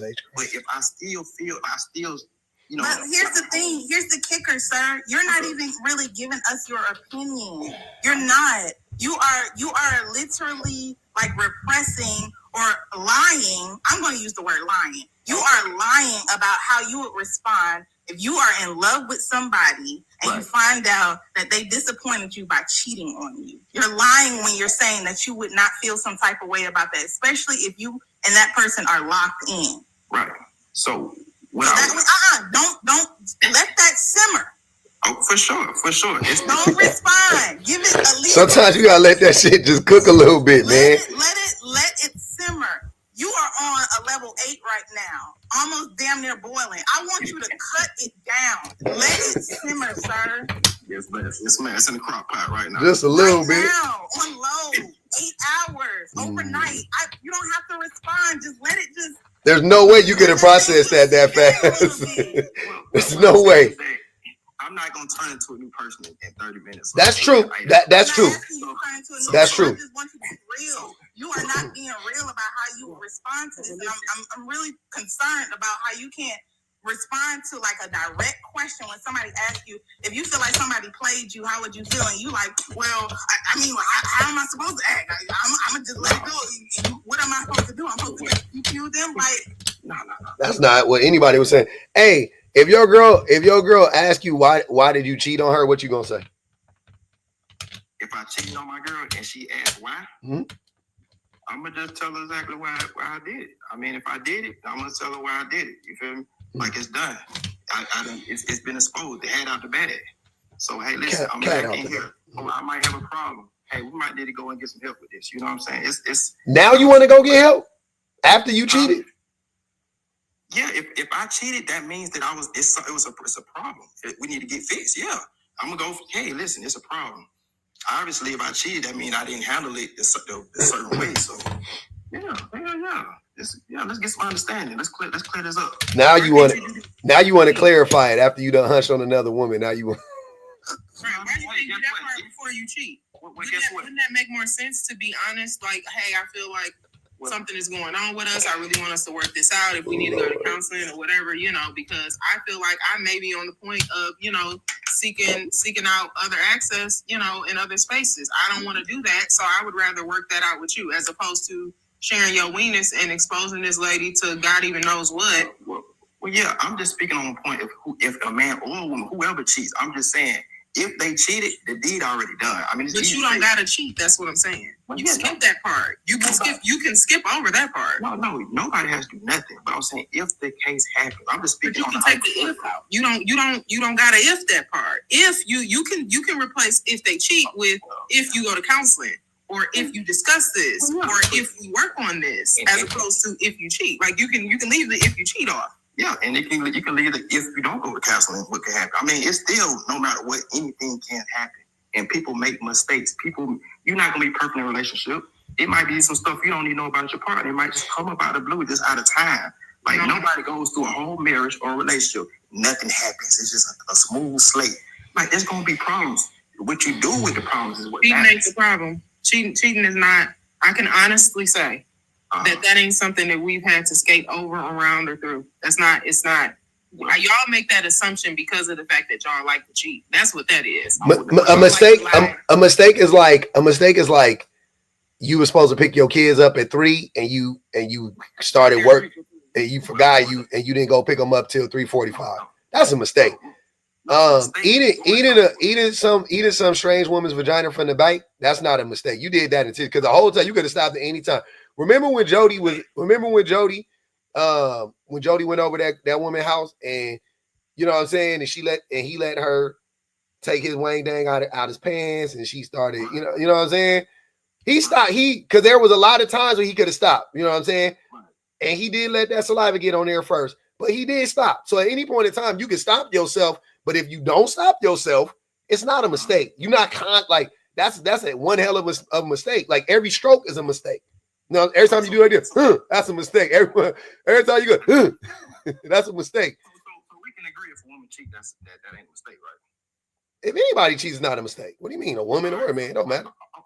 Okay, so what I'm just saying is, for me, anything can down to be a mistake. When you can take something for granted, that's a mistake. Listen, oh my God, listen, I really love this person, or I really love this car. I really love, like, sometimes you got to miss something in order to really just, all right, listen, get some understanding. You might got to mess up sometimes. You might got to mess up sometimes to really, it builds character. Anything in life, when you mess up, make mistakes. I promise you I don't got to share my vagina to build character. Man, what? I'm not talking about this. There are dry erase boards. I do not need to do that. This is what you tell that woman when you cheat on her? Everybody make mistakes. I mean, we could just get back together and I'll be good, baby. I promise. I'll go to 2 therapy sessions. What I'm saying is that we don't talk about how much a man get cheated on and he might take his woman back. You feel what I'm saying? That shit almost never happens. Huh? That shit almost never happens. But it did. And guess what? It still might go on to a good, long-lasting relationship or a marriage. So all I'm saying is that it don't always got to be one way. I mean, I know it's scary. And the motherfucker like, damn, bro, that's scary to think about. And the risk is dangerous. Some stuff could possibly happen, bro, that you ain't got no. By that logic, I should getting shot make you stronger. You need to get the strongest people is the people that survive the bullet. It can be. Because if you know you got shot from a certain situation, hey, listen, I'm not going to go down that road no more. Hey, I was in the street, I got shot, now I want to change my life, and I want to be, in a religion. So in some cases, yes, it can change your outlook on life based on you getting shot, harmed, danger. Yes. You just be outside. You just be outside, just living, just cheating and shooting and probably smoking crack. Like it's all kinds of Hold on, why Shoto be careful with the words? I'm sorry. Hey, we ain't saying how we're doing it. We just speaking on hypothetically for a human. Hypothetically, you be out here hitting slugs and women's. Hypodermically, you be out here. Yeah, gotta put the hype in there. Hypodermically, you be out here using out here. That's just like you got a child, man. Your child, he mess around and fall down. Yeah, he might fall around the bike. Hey, he gonna eventually get better and learn how to ride his bike from falling down. You get up, try again. Now you know to hold the wheel a little bit steady. So you think you a Leah? His clothes don't fall off when he get off the bike. His clothes don't fall off, and then he rolls into somebody's house, and then he rolls into somebody's bed, and still hurt himself. It's still pain involved. It still involves somebody being hurt. So what I'm saying is, pain don't always have to look at is, oh my God, it just never should happen, and you never come back from it. No. So after you abuse your woman, you tell her listen to if at first you don't succeed. Right, like your analogy only works if your kid pushed you off the bike, not they fell off the bike. Why does it keep You're talking about pain that you're causing other people. Well, listen, a woman can go sit up here and do some neglect to a man, and what he wants to do, just sit up there and be like, he might just be like, listen, it's okay, let's get some help. I ain't just gonna leave you. He won't. Well, that's your reality. There's some women out here that's your reality. Yeah, that is reality. We can't relate. It's your reality. That is your reality. That's my reality. That is reality. Well, it's a woman right there in your life. She might be scared to speak up or anything, but it's some woman right now. She probably did something to a man right now, and he done took her back and say, you know what, I love you, and I'm willing to work through this. It might not be a woman willing to speak up on it. But I mean, that's the reality, bro. There's some dudes out there taking some women back that done caused them dangerous harm, put them in harm's way, neglect them, and he said, you know what? Come on, baby. Like 2%. Middle Kids has said, y'all thinking bad things need to happen is weird. Exactly. I don't understand that shit at all. Well, the fact that I'll tell you one thing, he could probably sell the hell out of some Band-Aids. Like I could genuinely imagine you in a surgical room, like pushing away the utensils and going Band-Aid. It fixes everything. Like, yep. I really want Band-Aid brands because just Band-Aids and peroxide. He like to put Band-Aids and Robitussin. He and that motherfucker like just take this Tussin, this ginger ale. Look, Tussin, ginger ale, and Band-Aids. He got it locked in for you. Don't worry about it. Heart attacks, whatever you need. Let that Tussin get down up in that heart wound. Rub that Tussin on your chest. Rub that Tussin on your chest and take a shot of ginger ale. You be all right. Ain't never hurt nobody, baby. That man saying about TD Jakes, stretch him out, put some muscle in this. Who know that song? No pain, no gain, man. We know that song. No gain. Oh, all right. I just want to make sure. What's I love it. That used to be one of my favorite songs. All right. Well, hey, let me know you remember now. But listen, I don't think you listen to the lyrics though. I don't think he did either. Because Betty White is my girl. I think you should go back and listen to the lyrics. I know the song. No pain, no pain, no gain. That's what they gonna be saying when they dig in your grave. You ain't lying. By that time, it don't even matter. I mean, that's what I'm gonna say. No pain, no gain. I ain't no different. I'm gonna tell you, dust yourself off and try again when they when they throw that first dirt on you. You'll be like, if at first you don't succeed, just don't jump off a cliff, man. It's gonna be all right. What is happening? Reese Skyler said, countless women are broken to build men's character. That's fact. It can still be the same on the other side. Like, why? We got a both ways bandit. Cash Me Outside said, this motherfucker got a make-believe universe he live in. Hey, you live in one of them snow globes that you shake up. It's shaking. It's shaking right now. Hey, that's the case we all live. No, we don't live in there. You live in that motherfucker. We live in the real world. Hey, your word is mine. I can't call you a liar. I ain't gonna call you a liar about it. Tonight the just said. part about this is like you got 40 years worth of marriage and like 50 years worth of degrees in here, and he like, you know what? I'm gonna stand on everything I'm saying. And he got two visits to the shrink. Hey, Siren said dust instead of snow. It's like that. But I'm just trying, like, I am kind of confused though. Like, let's say you're having a debate with somebody and you're trying to kind of hear them out, and you say, you know what, you wrong because I got a degree, so I can tell right now this is what's going on in your life, or this is wrong, this is right. I'll tell you how that conversation goes, because that conversation has gone that way many a times with me and my wife, because my wife has a master's degree. Now, it depends on the subject. It depends on the subject, right? Exactly. Okay. Now, my wife is an educator. She's a school psychologist. If we are talking about psychology, specifically the psychology surrounding children, right? Even though she knows psychology of humans in general, but specifically the psychology of children. If my wife is saying something, right, I may disagree with it based on my limited amount of knowledge, right? But I have the wherewithal enough to understand this is literally what this woman does for a living. This is literally what she has gone to school for and has studied for 6-7 years now. So I'm probably going to defer to her in this scenario.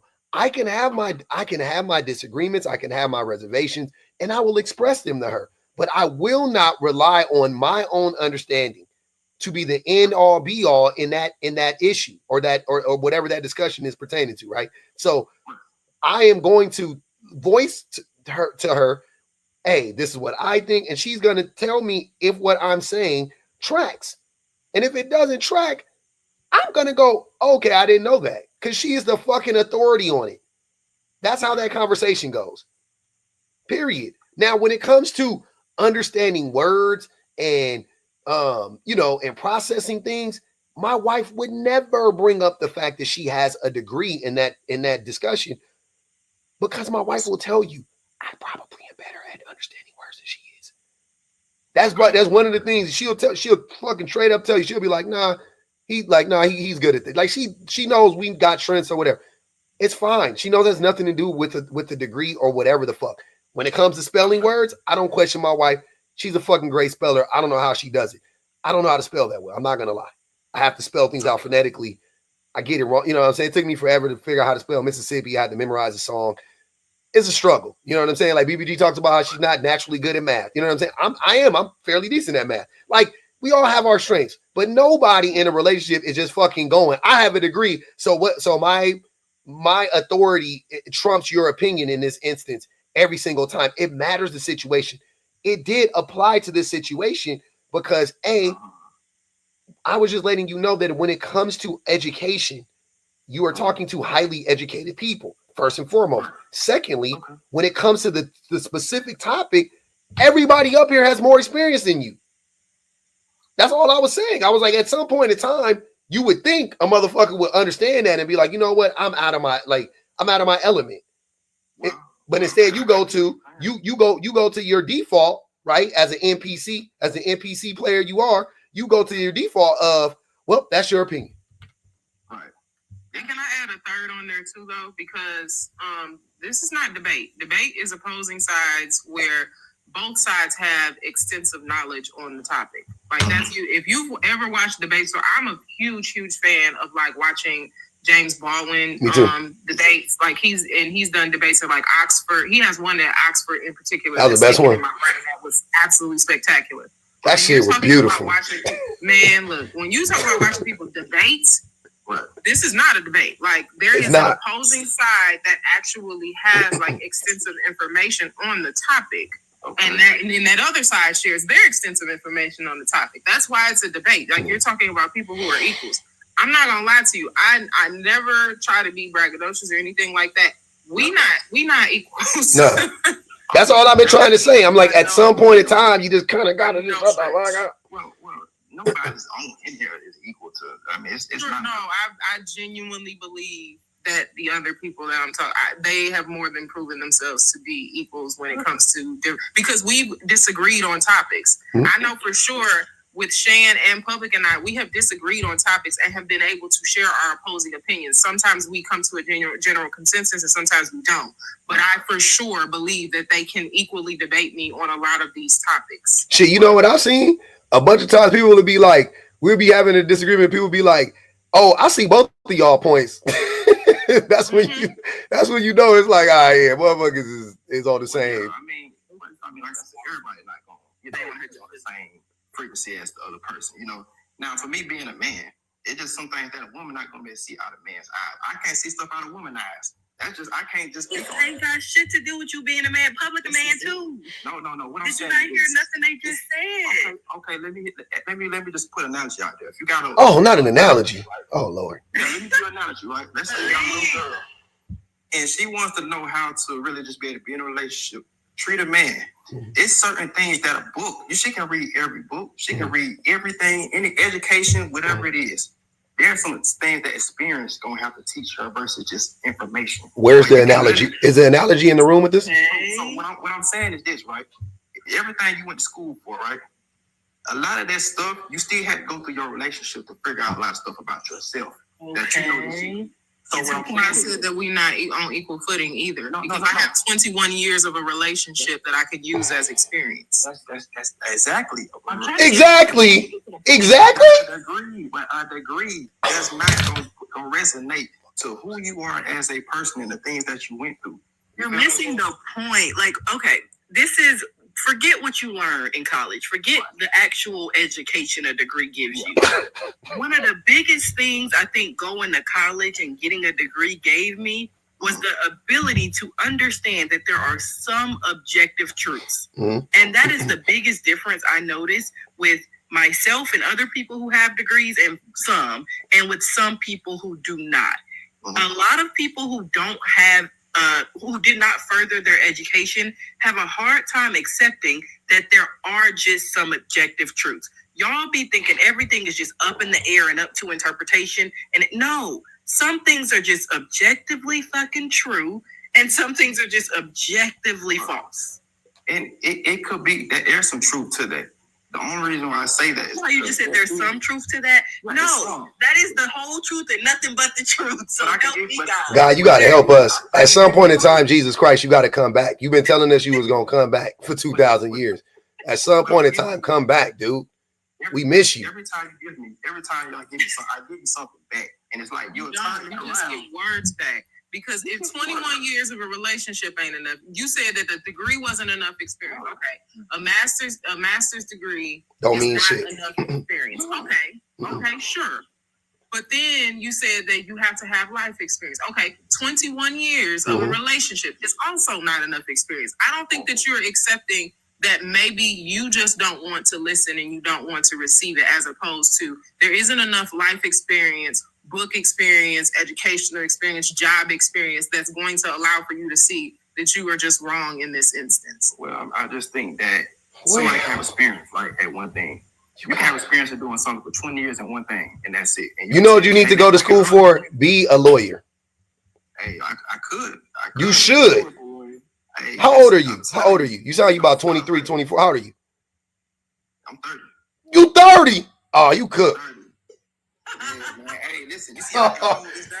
Oh, you cooked. Hey, listen. It ain't a lot of. God damn. 30. Hey, you see, I can hold this conversation on for a minute. Like people are really, even if you don't like what I'm saying, even if you hate me, even if you hate my guts, you think I'm stupid. Ain't no way you and Shan damn near the same This is age. his brain fully developed. Ain't no way you and Shan the same age. They're damn near the same age. This is crazy.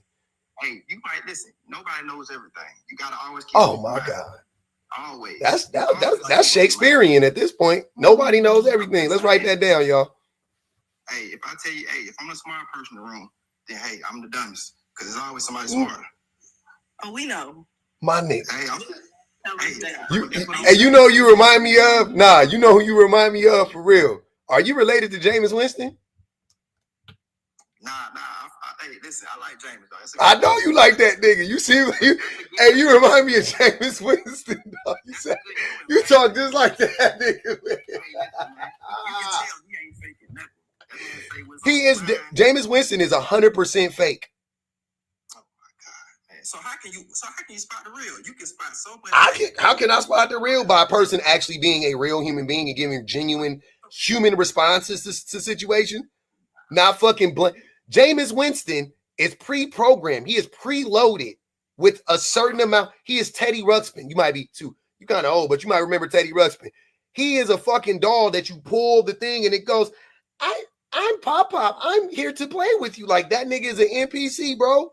He is not a real person. And here we are full circle. That says everything. You just said you like a fucking robot. But we don't even know the man. You don't know what he do outside of. I know he a rape. I know he's a rapist. He's a rapist. A rapist. Yeah, absolutely. 2 times. At least. Well, I don't know the man. I can't speak on him. So you might know him. Oh, here you now you don't know the nigga. Because I always see on football on TV. Oh, the live got flagged. The live got flagged. Oh my God, y'all. Lord, help us. The live got flagged. God damn.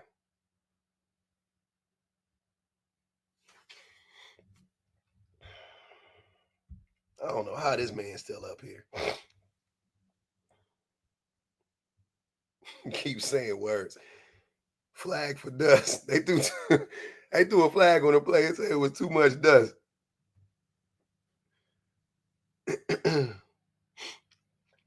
That was crazy.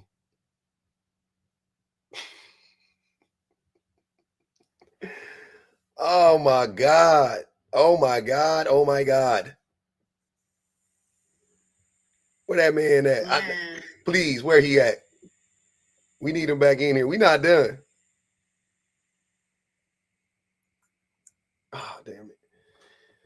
I'm not to start coming in your life. We got to fall out. I ain't even gonna lie.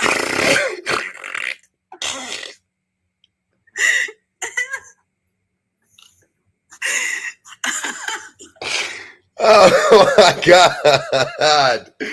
Oh my God. That's some real shit. We about to fall out. Jesus Christ. At this point, I'm about done with this shit. This shit is crazy, man.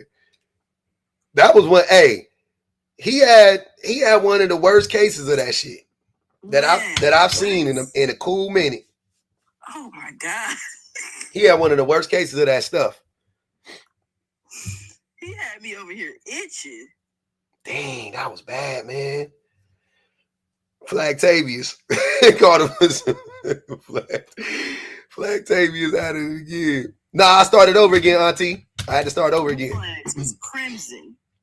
Oh my God, man. Bright red. Damn, I gotta read this. Nigel said, this is what old boy said. So you really gonna trip over a little abuse? Wow.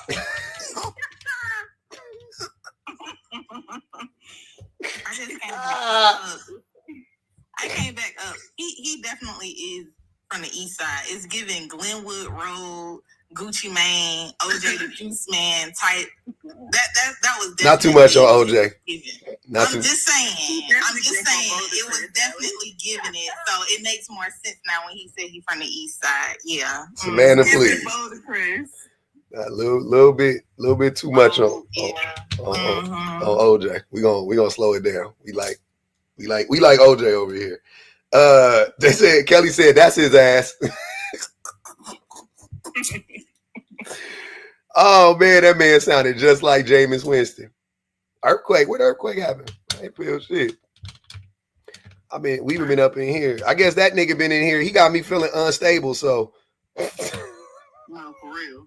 I just sat here and packaged up 25 more Burn the Cake journals. I was motivated. I was like, oh hell no, where's the tape? Get to work, clock in. When that nigga said he was 30, I was like, yeah, we done, y'all. Hey man, y'all might, let's pack. Hey, let's pack all this shit up. That's how the 30-year-olds is talking. 7.0? Where at? That shit must have been up north.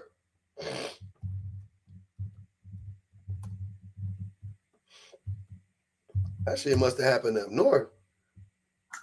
Yep, Northern California. Tsunami warning in effect. God damn, stay off the beaches. Yep. Damn, where that shit happened at, man? Where was the epicenter? It just say Northern California. The epicenter is near Petrolia in Humboldt County. Yeah, that's Humboldt is. Humboldt, that's damn near Oregon Light. Yeah, Humboldt damn near Oregon. That's Oregon Light. Might as well call it Oregon. They be acting so weird up there. But hey, thoughts and prayers to them on some real shit. Hopefully, everybody get out alive, make it out alive. He said 2012 about to happen. Tsunami warning canceled. Okay, that's cool. Oh Lord. All right, y'all. That was fun, right? Are you not entertained? No. Please don't let us go through that. You was telling me he had 5 on his head when I sent you that cash. I swear to God, no. Don't ever. Are you not entertained? I was so entertained by that. Right, Virgo. She said, no, I'm upset. How y'all did? Y'all must have didn't feel that bad. Y'all didn't drop his ass, so y'all must have been entertained. That was crazy. Somebody said, hey, that's what they said. Okay, they said they said he must be related to Prototype. He can speak a little bit better. Little bit better, but Yeah, that was wild. damn. He definitely had, like you said, the worst case. Like, he sounds like the rest of them, don't get me wrong, but it's like at a level 1,000. And he really believes the shit he's saying. That's the crazy part.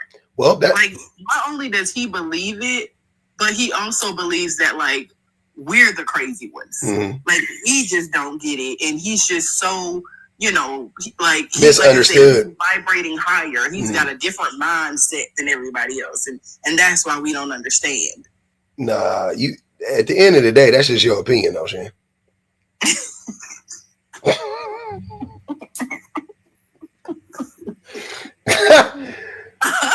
Hey man, I'm so mad. Like you entitled to feel like however you want to feel. You know what I'm saying? Who called the police on us? This a new live. Yeah, they flagged me earlier. That's what was getting me though. Like, it didn't matter what you said. I mean, yeah, you were entitled to feel that way. I wanted you to let me up. I requested up earlier. I know. I didn't let you up because I knew you was about to yell at him, and I was like, I can't. You was about to yell at him, Kay. I don't want to have that reputation. Like, I really was only coming up here to say that nothing he was saying was breaking, and that he's not special. But even though he thinks he is. That's how I started off, and I like how you using I love how you using your professional voice right now, using your inside voice. I love that for you. But I know you. I know how that shit would have started off like that. You would have said that. But the stupid shit he was saying, I know you would have been on that nigga. You would have been on that nigga in 2 seconds, all over. Yeah, Kay Gaslight. Now exactly talking about. I just came up here to politely let him know. I just came, you know, and their eyes start doing. I just came up here to politely let them know. I just wanted to circle back and say that we should address. Per our last email, he was stupid as fuck. That's all that's what I was going to tell him. It wasn't groundbreaking, and I really didn't like him thinking that he was smarter than y'all and telling y'all something new that y'all had never heard before. I was like, what? That's what he was saying. I was like, sir, please. We've heard it. We just like, oh my God. Not only have we heard it, we just heard it yesterday.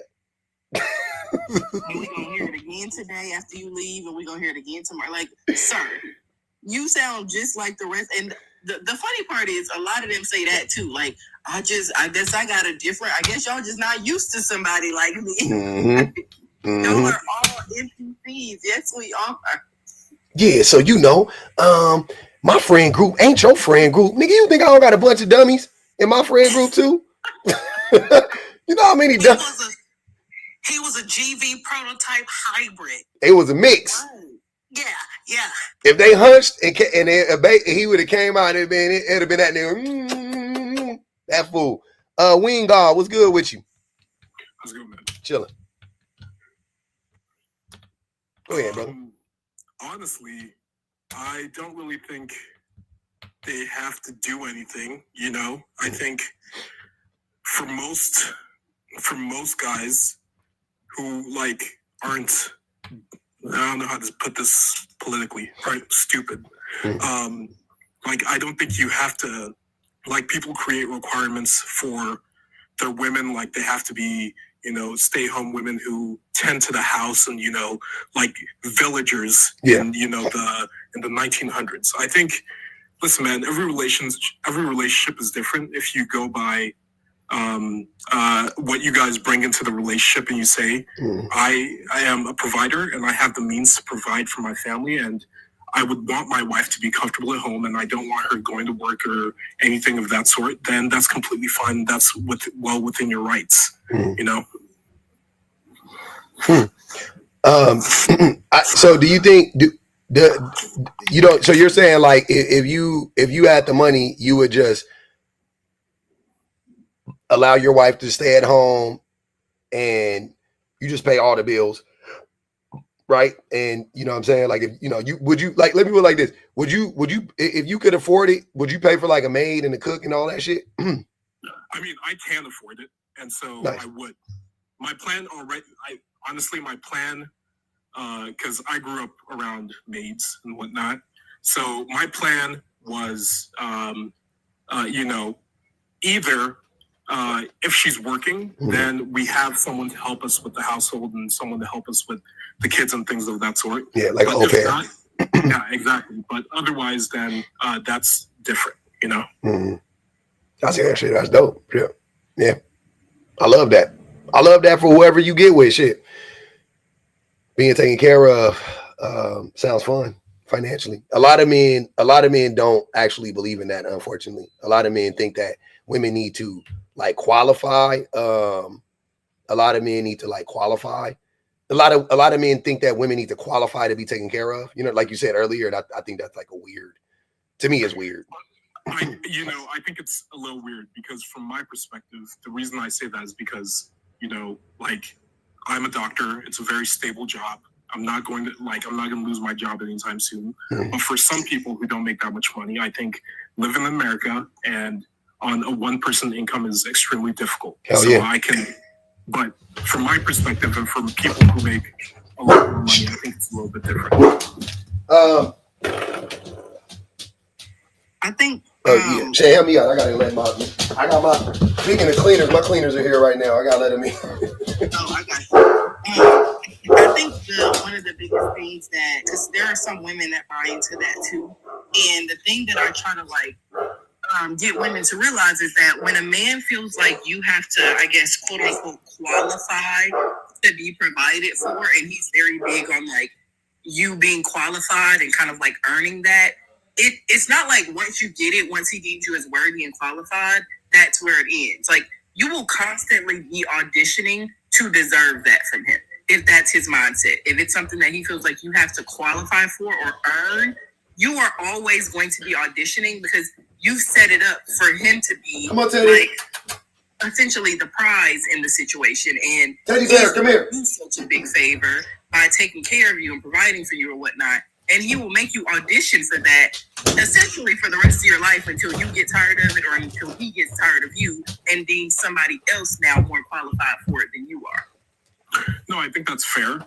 The perspective I was coming from, or, you know, is just primarily that my view is established by my family dynamics and my dad, you know, even though my mom had she had a very prestigious career. My dad also had a prestigious career, and he provided the majority of the funds to the family, you know? Yeah, that wasn't a direct response to you, by the way, Wing. I was just adding something else to the conversation. Right. I completely understand. I'm just saying, like, but my perspective is from someone whose family could make it on one person's salary. Like, my mom didn't have to go to, was a lawyer. My mom didn't have to go to law school. You know what I'm saying? But because my dad could provide for other people, yeah. And the overwhelming majority of Americans, you require a two-person salary to make ends meet. Mm-hmm. Yep. Go ahead, Golden Boy. Let Golden Boy get in here real quick. Hey, what's up, man? Chilling, brother. Just reading the response. What does your woman have to do for you to be 100% provider? Mhm. Me and my wife, I guess, primarily in the beginning of the relationship, we both kind of stuck with, you know, because me and her, we're kind of marriage oriented.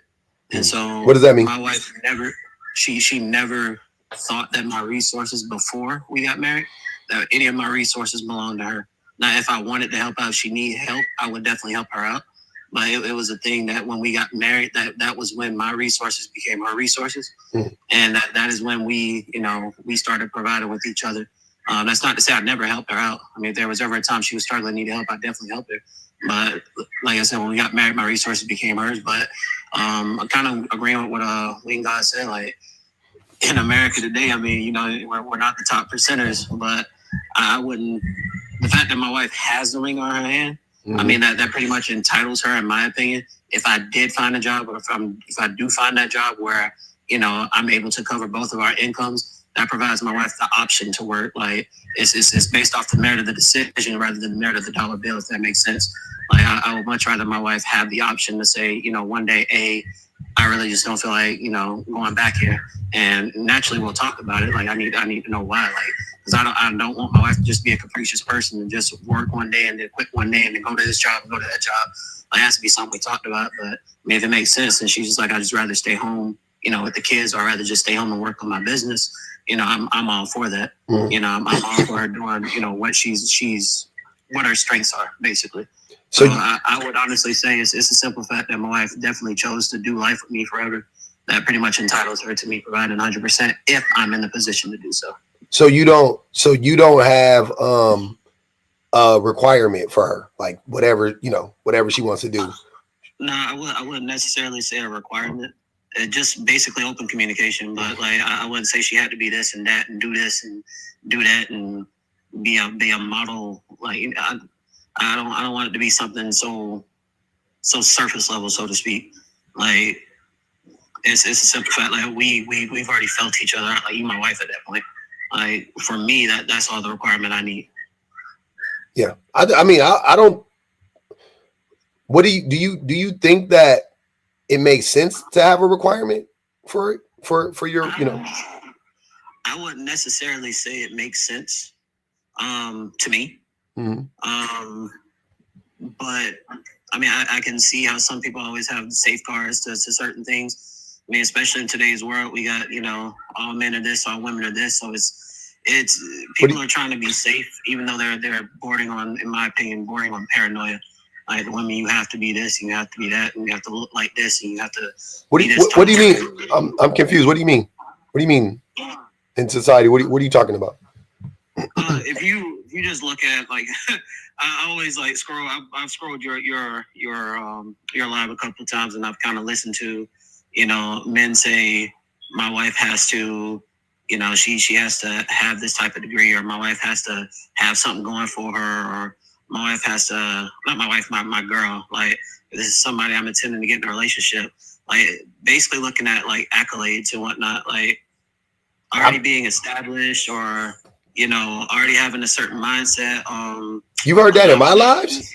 I haven't. Not in my lives. They don't say that. Not you haven't said it specifically. No, I know. I'm saying even the men don't say that though. The men don't say that. The men usually what men say is like, she got to be submissive. Like that's usually the requirement. It's never like degrees and shit. Yeah, I would definitely say stuff like that. Like, but like I wouldn't necessarily say like that's a requirement. You know, I honestly feel like it comes natural. Like it came naturally with my wife. My wife was the type, she got out of the mud. But once she saw I made my decisions and I stuck by my decisions, it kind of just came naturally. You know what I'm saying? We worked through our issues, and it was just, that's what I'm saying. I wouldn't necessarily say like she has to be submissive, or, you know, she has to not question me when I make decisions. Like to me, that's absolutely retarded. When you're in the pilot seat, you need a co-pilot. You don't need a dog on a passenger in the back that doesn't know what they're doing. Do you feel like the mark of a good woman is how much she's able to endure and how willing she is to work through things? Do you feel like that's the mark of a good woman? Can you say it one more time? You were breaking up a little bit. I'm sorry. Do you think that the mark of a good woman is how much she's able to endure or how willing she is to work through things, even if they are situations that she didn't create? Now, okay. Now, when you say like that, like what like specific, like what type of specific situations? Like, I'm saying, okay, okay. most people when they describe their ride or unaliver, it's all based on situations that she's been able to endure. Yeah, okay. I see what you're saying. As a woman. So do you feel like that is the mark of a good woman? To be able to endure situations that she didn't get herself into. I wouldn't say that that's a mark of a woman. To a certain degree, like if it's certain things like outside, I would say outside of like, you know, abuse in a relationship, or I'm sorry, can I say online? AB in relationship, I'm just say AB in relationships, or, you know, SA in relationships, or any type of something like that. Like I would strongly encourage you to leave that relationship. I wouldn't necessarily say that you staying and enduring that is trademark of you being a strong person. Okay, I'll give you a better example because okay, go ahead. Yeah. So if you lost your job tomorrow and you weren't able to pay your half, right? Like you said, right now you pretty much provide and you leave it to her to do other things. If you lost your job tomorrow and you start to become disgruntled, hard to deal with, frustrated, start talking to her crazy, do you think that she should just endure that? Or do you think she would be well within her right to leave? My wife has 100%, like, she able to check me. You know what I'm saying? And I think that's the difference. But if you have a person who's not willing to be like, you know what, that's my bad, babe. I am tripping. You know what I'm saying? It's not your fault I lost my job and I shouldn't be treating you that way. I mean, if she feels like it's well within her rights to go, I honestly believe that, you know, you don't tolerate stuff like that. I don't think it's a trademark of strength to a certain degree. But, you know, you do have some wives who know their husband, and some of them go through it. And in that case, it's a better you than me option because, you know, let's say the roles were switched, God forbid, and my wife was a sole provider and she somehow, you know, she lost her job and started talking to me crazy and started going crazy on me. I would not want to be in that situation at all. Go ahead, Josh. Josh Lovett. Are we still answering the question? Say it again. You talking about the prompt? Yeah. Yeah. Okay. Wow. Quite honestly, I think she would just have to be unproblematic. If we have to sit down and decide that, okay, you're gonna do this part, yada yada yada yada yada. And honestly, I'll be honest with you, I really have no type of like, I don't know. It used to be she would have to do her part, whichever her part is, you know, keep the house, I guess, you know, that's just what it is. But quite honestly, I think all I would need is her love. Like, it's really nothing else that I can say, like, she has to do this, to do that. Like, if she really, really loves me, I'm moved to do everything. I'm not even, like, questioning it. You know what I mean? It's not even a thing of labor, because then she's just my employee. But I think if she just loved me, and she's like, yeah, just it. That's it. That's all I gotta say. I mean, is she your employee, though? I mean, if I'm saying you gotta do this and do that for me to 100% provide for you, it's more like I'm putting her to work. That's in my mind. You know what I mean? That's something I do to a person. I just want you to work for me. But what if she's not doing those things? Would say it again? What if she's not doing those things? If she's not doing those things, then she'll just have to love me. Like, if she just there to take up space, no, because then what is she? She just space. She just in there. You know what I mean? She just another object for her. But yeah, she would have to give me love. Just give me love. What does that mean? Lovable? Oh, wait, what if I am not lovable? If I'm not lovable, I don't expect her to love me. Then that depends on her. That depends on what she finds lovable. And what does it mean? Be my peace. I don't know. What does that Make mean? my peace. What's best, honestly, simply is like, give me what I want. And what do you want? Because that's gonna bring me peace. Again, it just goes back to love. I don't want fun. I don't want a boring girl. Like I want somebody who's going to be doing stuff. You know what I mean? Like whatever our whole what's the word? Interest is. You know, we come up with interest, or like whatever our mode is as beings at the time. Like if I just want to sit around the house and just read papers all day and just sit in the house, like there is no problem with that. You know, she can just adjust to that. You know what I mean? Like she does what she does. You know what I mean? I'm not holding anything over her head because again, as human beings, we have interests, we have desires. So, you know, if I have something against whatever she got going on, then of course the peace is, you know, torn down. But as far as being my peace, just, you know, don't bring chaos in this house. You know, if whatever I can't handle or whatever I can't deal with or bear it at the time, you know, if I don't want it, if I'm telling you I don't want it and I'm firm on that, don't give it to me. I think what I'm asking for is like, can you be more specific and tell me what those things are? Like, what do you want? More specific. Yeah, what are you actually expecting? Okay. She would be conversive. We can talk like a battle of wits, or just intelligent. We can have a sensible conversation. And we can just, honestly, to be honest with you, that's really all I have right now. Like if we can converse, if we can talk, if we can like use our brains during this time, I think anything we do, we can go shopping. No, I think I'm at that age where it's like, bitch, I'm just ready to go shopping. I need stuff. We gotta go get some stuff. So, you know, we can just basically live our simple life and just converse, have a good conversation, be able to, you know, stimulate each other, you know, come up with things fun to do, you know, make up games, you know, sing a Why song. you say games like that? Why you say? Hey, what kind of fucking games you talking about, man? That shit was crazy. I ain't even gonna hold you, cause you can go ahead and drop me. This nigga sound like Dr. Seuss. Hey, man.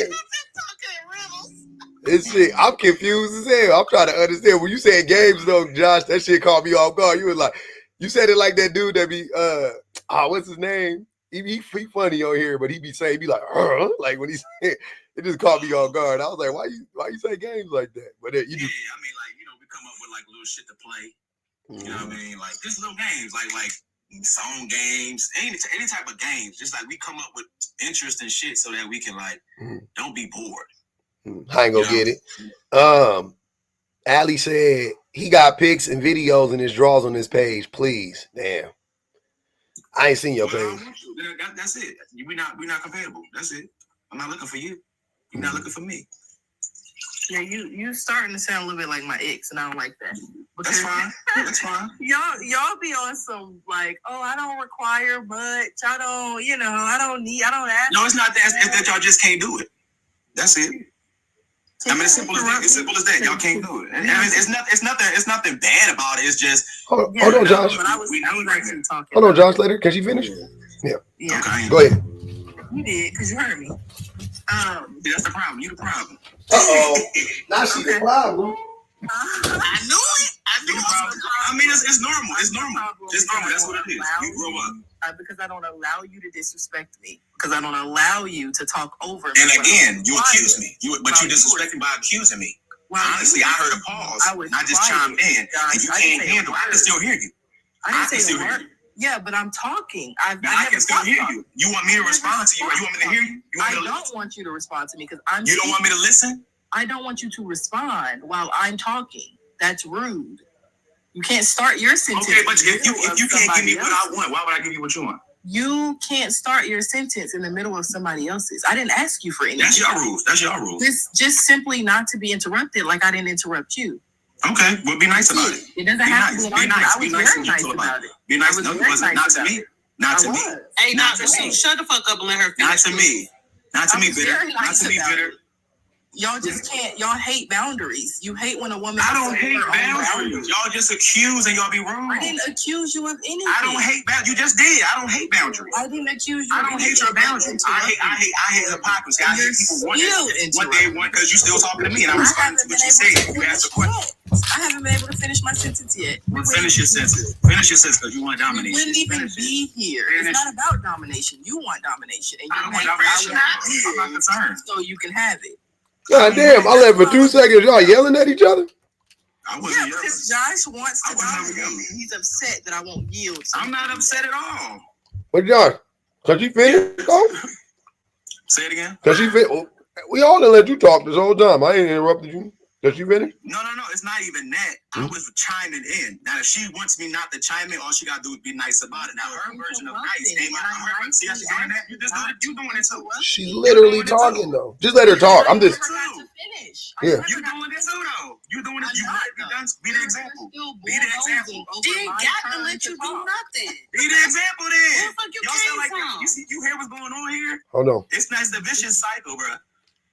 It ain't gonna end. You want Shan to submit. That ain't. I don't want her to submit to anything. I don't think you're fine. That's the problem. You keep accusing people you don't know anything. You don't know Okay. what I'm doing. I just want her. All I want is to let her talk. That's all I want. That's it. Okay, host. Let's go. Yeah, that's what all this is over. Just finish. But yeah, at least he can respect you enough. Anyways, Wow. like I was saying, it's always I don't ask for much, I don't require much. And when I was saying that, I guess for whatever reason it triggered him to pipe in and say, oh, you just don't qualify, you just can't do it. Anyway, a lot of it is, I don't require much, I don't ask for much. And then as we've heard, when you get deep into the murky woods with these people, you start to see their true character come out. You start to see the ego, you start to see the narcissism, you start to see how they feel like they're above you, how they feel like they're better than you, how they feel like you should always yield to their will and what they want. Then you it starts off as, I don't require much, I just be my peace, that's all. And then when you get down into it, you have, a few conversations with him where you get into the relationship, then you see why he's searching for you to be his peace, because he's fighting his own demons. He doesn't have any peace. You have to be the peace that he don't Josh, have. why is it, hold on. Why is it so triggering to you? Them demons screaming right now. Not them screaming demons. I'm not, it's crazy, bro. I'm gonna let you wait, but Josh, hold on. I'm telling you, I'm going to let brother. You can talk. I want to hear what you got to say. I'm just saying, why all the theatrics? Like, if it don't apply to you, why are you getting so frustrated? It don't apply to you.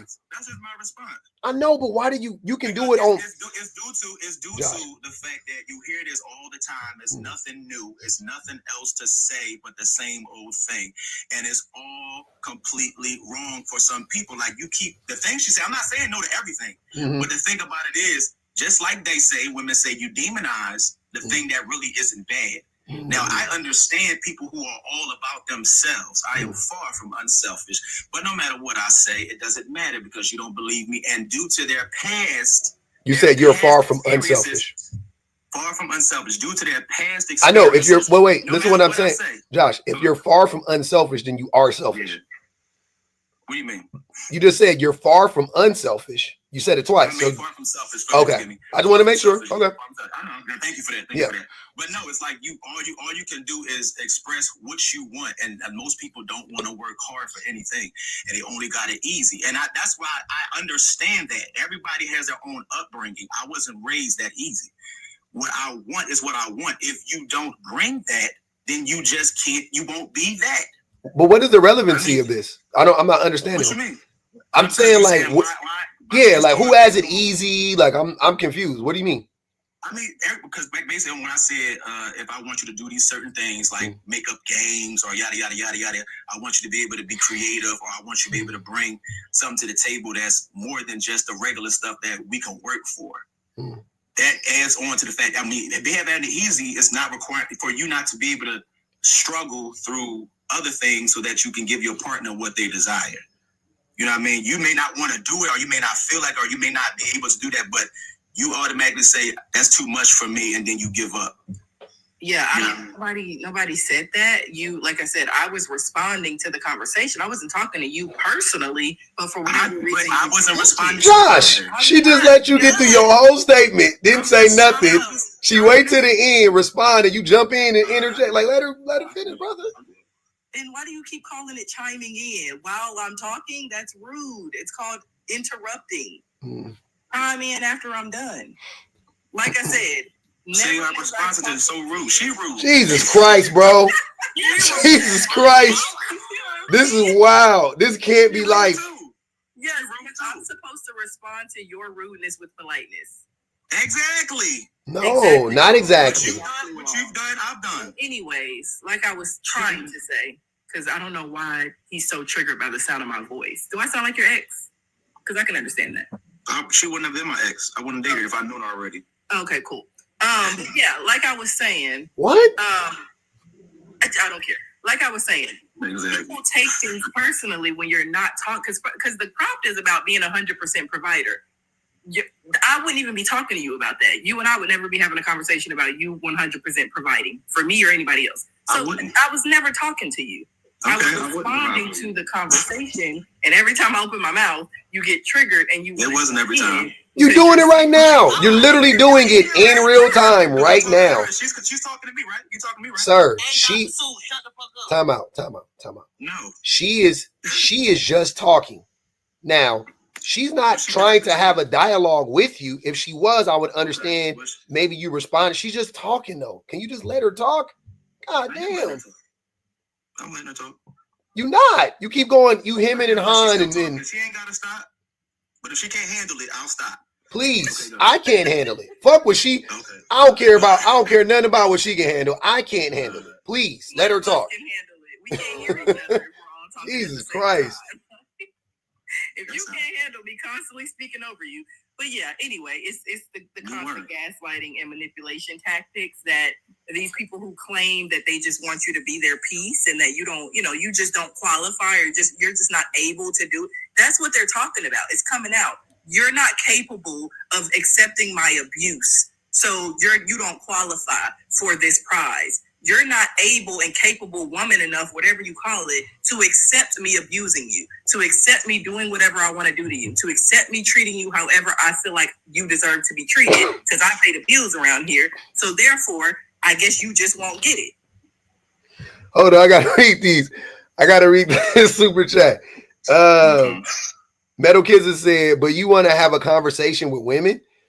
And Reese Scholar said, the sass leapt out of this man as soon as a woman started talking. I knew from the first, wow, he said he was going to be disrespectful. Drop him. It looked like that's 10 on his head. Teresa said, if you hear this all the time, it's true about you. It wasn't about me. Well, it'll be about men in general. Tawanda said $5 on Josh for being rude to Shan. That's 10. All right, go ahead, Josh. You go ahead, brother.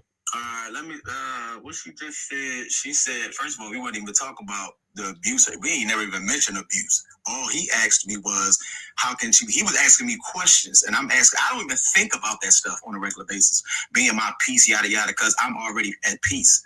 Whatever you doing, it really don't bother me. And at the same time, I'm like, all we doing here, I just came in this chat and I got questions thrown at me. And I was okay. Let me answer these questions. I'm not here to abuse anybody. I don't know where that even came from. Like, I'm chilling. Tell you where it came from. I never said. Now you know what I just did. Be quiet. You stop talking. You pause. But if you're not done, just like you did. Now shut up. Hey, hey, stop. Whatever, girl. It don't matter. I mean, honestly, the people in the chats, that stuff is weak. All that sad stuff. A man can't respond to anything y'all say because a man can't feel anything. Y'all gone. Hey, Josh, go wipe your pocketbook. Start talking to her like that. Who said any of this stuff? You even carry one, Dyke? Ooh, I'm sorry. Dyke? I'm sorry. Forgive me for that. Hold on, man. You just said whatever, girl. Hey, hold on. Osa said $5 on this prick. Imagine being in a relationship with this guy. Such a turnoff. That's 15. Crystal Armstrong said $5 on this guy. They said on this $5 on this demon possessed mop on the panel. Josh. Sure. The abuse came in when you made it seem like somebody not wanting you to interrupt them is because they can't handle it. They can't handle the conversation. That's what it is. That's what it is. Rabia said That's what it was. $10 on this yapper, Josh's cranium. That's 30. Yeah, when you accuse somebody of when they set boundaries and they say, I don't like you interrupting me when I speak, and you try to gaslight them and flip it on them to say, oh, you just can't handle me being rude to you. Not I said if. I said if you listen. I said if. Can't handle if it, you listen, I said if. Language. That's I said if. An abusive language. I said and if. I called you out on it. I know you. I said if. I didn't. Cash Me Outside said 5 more. He's ashy and sassy. I bet they all ugly too. I know that it's hard because you're not used to being clocked in real time on your. I'm not. It's not hard for anybody. You don't have that much power. Language. You don't have that much power. But that's exactly what you don't have that much power. I'm not bothered. I'm trying to help the girlies. You not bothered, Josh? I'm not bothered by what they saying or what y'all clocking because you're not right. You've been bothered. But if you're not bothered, if you're not bothered, why are you talking over everybody? Why are you being so combative? Talking over people is if you can't hear it. We don't care.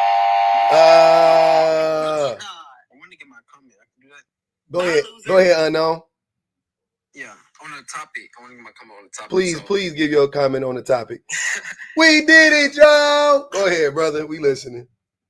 Yeah, me personally, I wouldn't in a relationship 100% provide for any woman unless my woman is kind of mentally ill or she's in the hospital dealing with something. Mm-hmm. You know, that'll be one time I actually step in and be 100% provider. And why not? That's kind of what. Say that again. And why wouldn't you 100% provide for your woman? Well, my personal opinion is let's say she wasn't ill, we got in a relationship, you know, if I'm 100% providing, that'd be me. Okay, I'm paying for all the dates. I am also all the bills. Maybe living in my house. I give her gifts every once in a while. Maybe on holidays, same thing. Give her gifts. And in that situation, I wouldn't know if she was actually with me because of my money or because of kind of my personality, my love that I got for her. So it'd be hard to kind of differentiate between which one she's actually with me for or not.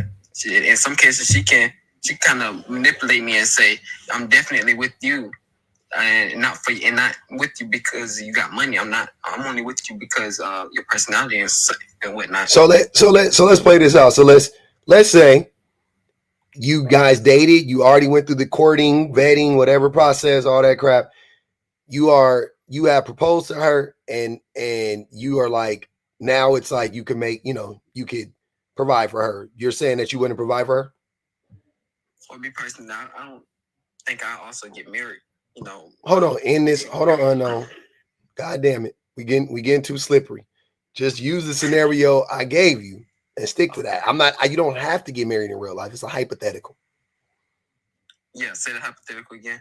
The hypothetical is you've already gone through the vetting process. You know she's not using you for your money because you know she done split dates with you. Whatever you needed to be convinced that she's not with you for your money. Would you provide for her? 100%. Yeah. Well, she would have to be a Jehovah's Witness. She would have to be a Christian. Okay, so those are the qualifications for you. She would have to be a Jehovah's Witness and a Christian. And I would have to be with her for multiple years. Maybe we even got married. And she been splitting the bill with me, paying for all the dates, dinner, whatever. Do Jehovah's Witnesses believe in shacking up with each other before marriage?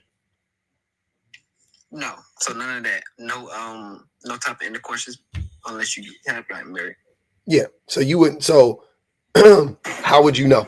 And also, aren't Jehovah's Witnesses very traditional men? Aren't we very traditional? What? Aren't Jehovah's Witnesses very traditional? In terms of what? In holidays? I mean, that's just one way. But generally speaking, aren't they very conservative and traditional? I would say traditional. in a family, raising your child to become a Jehovah's Witness, yeah, that can be traditional. You know what I mean? Because everybody, your whole bloodline can, we can kind of convince them to kind of go on our side and become that Jehovah's Witness. So that can be kind of traditional. Hey, man. Somebody said Kingdom Hall Coochie, and I need for y'all to stop playing in these comments, please. Yeah, they tripping. Oh, I know about Jehovah's Witness. That's why I'm asking you. Some of my, I grew up with a few of them. They lived in my neighborhood. That's why I'm asking you. I'm not Christian at all. Yeah, and I would 100% provide for my wife. I've done it before, but I also. Why would you 100% provide? Maybe I can disagree. Why would I 100% provide for my wife? Because she's my wife. Yeah, but what does that mean, though? That I'm married to her. Okay, so I don't believe that you give me an actual reason. That's because you're married to her. That mean that you're able to provide. It has to be a reason. Able to provide is a different thing. Will you provide is the question. Would you? Why would you provide to her? Because she's my wife. I'll be your wife. Because she's my wife. Why wouldn't I provide for my wife? That doesn't make sense. She would do it for me. How would you know she's not using you for your money? Or because I'm married to her. Why would I marry a woman that I was questioning if she was going to be using me for my money or not? Like what? What is happening here? Why would you marry her? Yeah, like I'm not marrying a woman that I'm even if it's even a question that my wife is using me for my money, I'm not marrying that woman. We getting divorced. Like what? You wouldn't know though. Then why would I think that? Exactly. If I didn't know, then why the fuck would I think it? No, you would kind of just be aware of it. So what? Kind of catch on to the hints. Yeah. Nah, you talking in circles. That don't even make no sense. How would that make sense, bro? Hold on, Stacy. You got a lot of background noise. Hold on, Stacy. That don't make sense, brother. How would I know? You just said I wouldn't know. How would I know? I wouldn't know, right? So where are the red flags? All the time being with her, maybe you can catch on to some of the red flags that she. I haven't. Look, you're missing what I'm saying, sir. If I caught some red flags, I would leave her. That's my point. So obviously, I don't see the red flags. Therefore, I believe her. I don't think she's using me for my money, and she's my wife. So that's the only qualification it would take for me to take care of my wife. Is she's my wife? Doesn't matter. Nothing else matters at that point. She's my wife. I'm going to take care of her. 100%. What if she's just an immoral person? She just doesn't. Why would you marry an immoral person? Why would you be with an immoral person? It doesn't make sense. You keep forgetting this is your wife you're talking about. Yeah. This is not some random woman. It says you're a woman. You're a woman, right? So you're committed to her. You're already in a relationship with her. Why wouldn't you take care of your woman 100%? Yeah, that's crazy. Go ahead, Stacy. I want Stacy to go. He wanted to say something. I'm gonna let Chad go. I didn't know if he wanted to respond to what we're saying right now. Well, I just wanted. I mean, it sounds like he's a very young man, but I would say to that man, as a man, if you're with a woman that you're intentional about, you're gonna take care of her. That's a natural thing that happens. But like what he's talking about, like, bro, if you have to question all that, you don't need a date. Like, if that's your intentions going into a relationship, move alone. Like, you need to grow a little bit more. That don't make no sense, brother. I've been married before, okay, and I've recently been divorced. But that had nothing to do. I provided for my wife and my children. You know what I'm saying? And nothing is wrong with that. I don't think anything wrong with a man providing 100%. But that 100% of provide don't necessarily have to do with money either. You know what I'm saying? We provide a whole bunch of things. We provide safety. We provide protection. We provide provision. We provide leadership. You know what I'm saying? Because we're the head of that household. So who told you that? I don't get to the whole that. Who told? Hold on, wait a minute. Who told you we was the head of the household? Who said we were the head of the household? Are you talking about me? Yeah. Who told you that? I'm a believer, but also my father showed me that growing up. You know what I'm saying? Like I'm from the South, so I don't really know where y'all from. I'm from the South. Like how we handle things. I'm from the South too. I'm from Southern California, so I'm from the South. I'm from South. I'm from South Louisiana. Now you from the South. You from the South. SOUF. You from the South. Yeah. South. Yeah. But like I'm saying, like my father, it's like it's not necessarily like a controlling aspect. It's just like a leadership aspect in the household. You know what I'm saying? Like I grew up around a man that was a leader. You know what I'm saying? I grew up around that man that took care of his wife. Mm-hmm. My mom was submissive to my father, but not submissive to be his puppet or anything like that. Just the respect of him being our husband, just as like my father respected my mother, and he submitted to her as well. But like I don't think you can submit to one another. You don't think so? Why not? I don't think it's possible because submission means to yield to a higher authority. And I mean, I guess here's the thing. You guys either aren't submitting at all, because if you're both submitting to each other, I think a better word would be cooperation. You guys are cooperating, right? But submission wouldn't be the submission, head of household, leader. Those words wouldn't be applicable if you guys are cooperating with one another.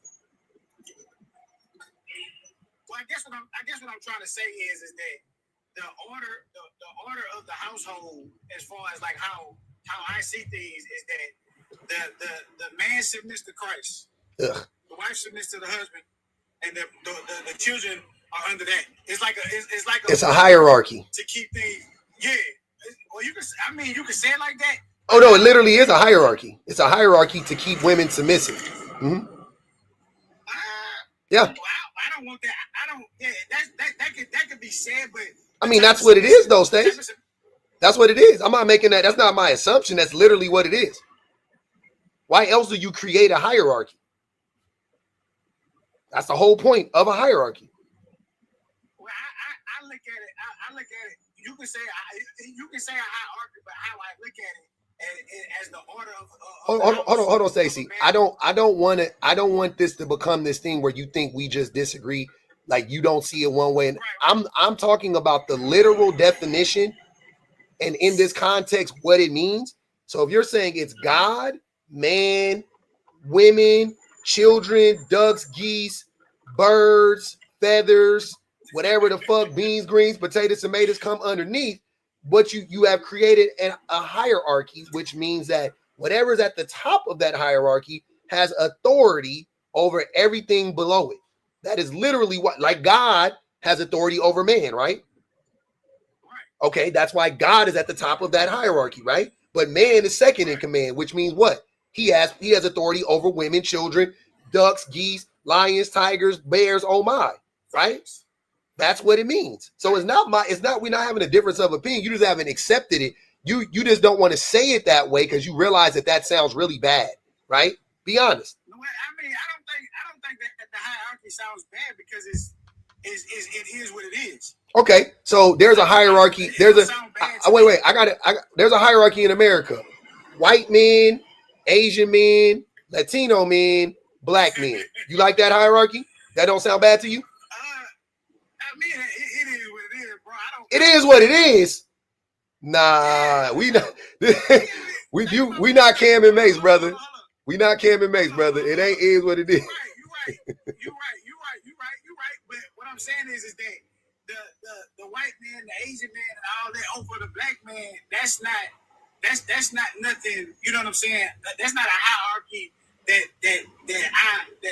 I have to abide by. You do have to abide by it, whether you want to or not.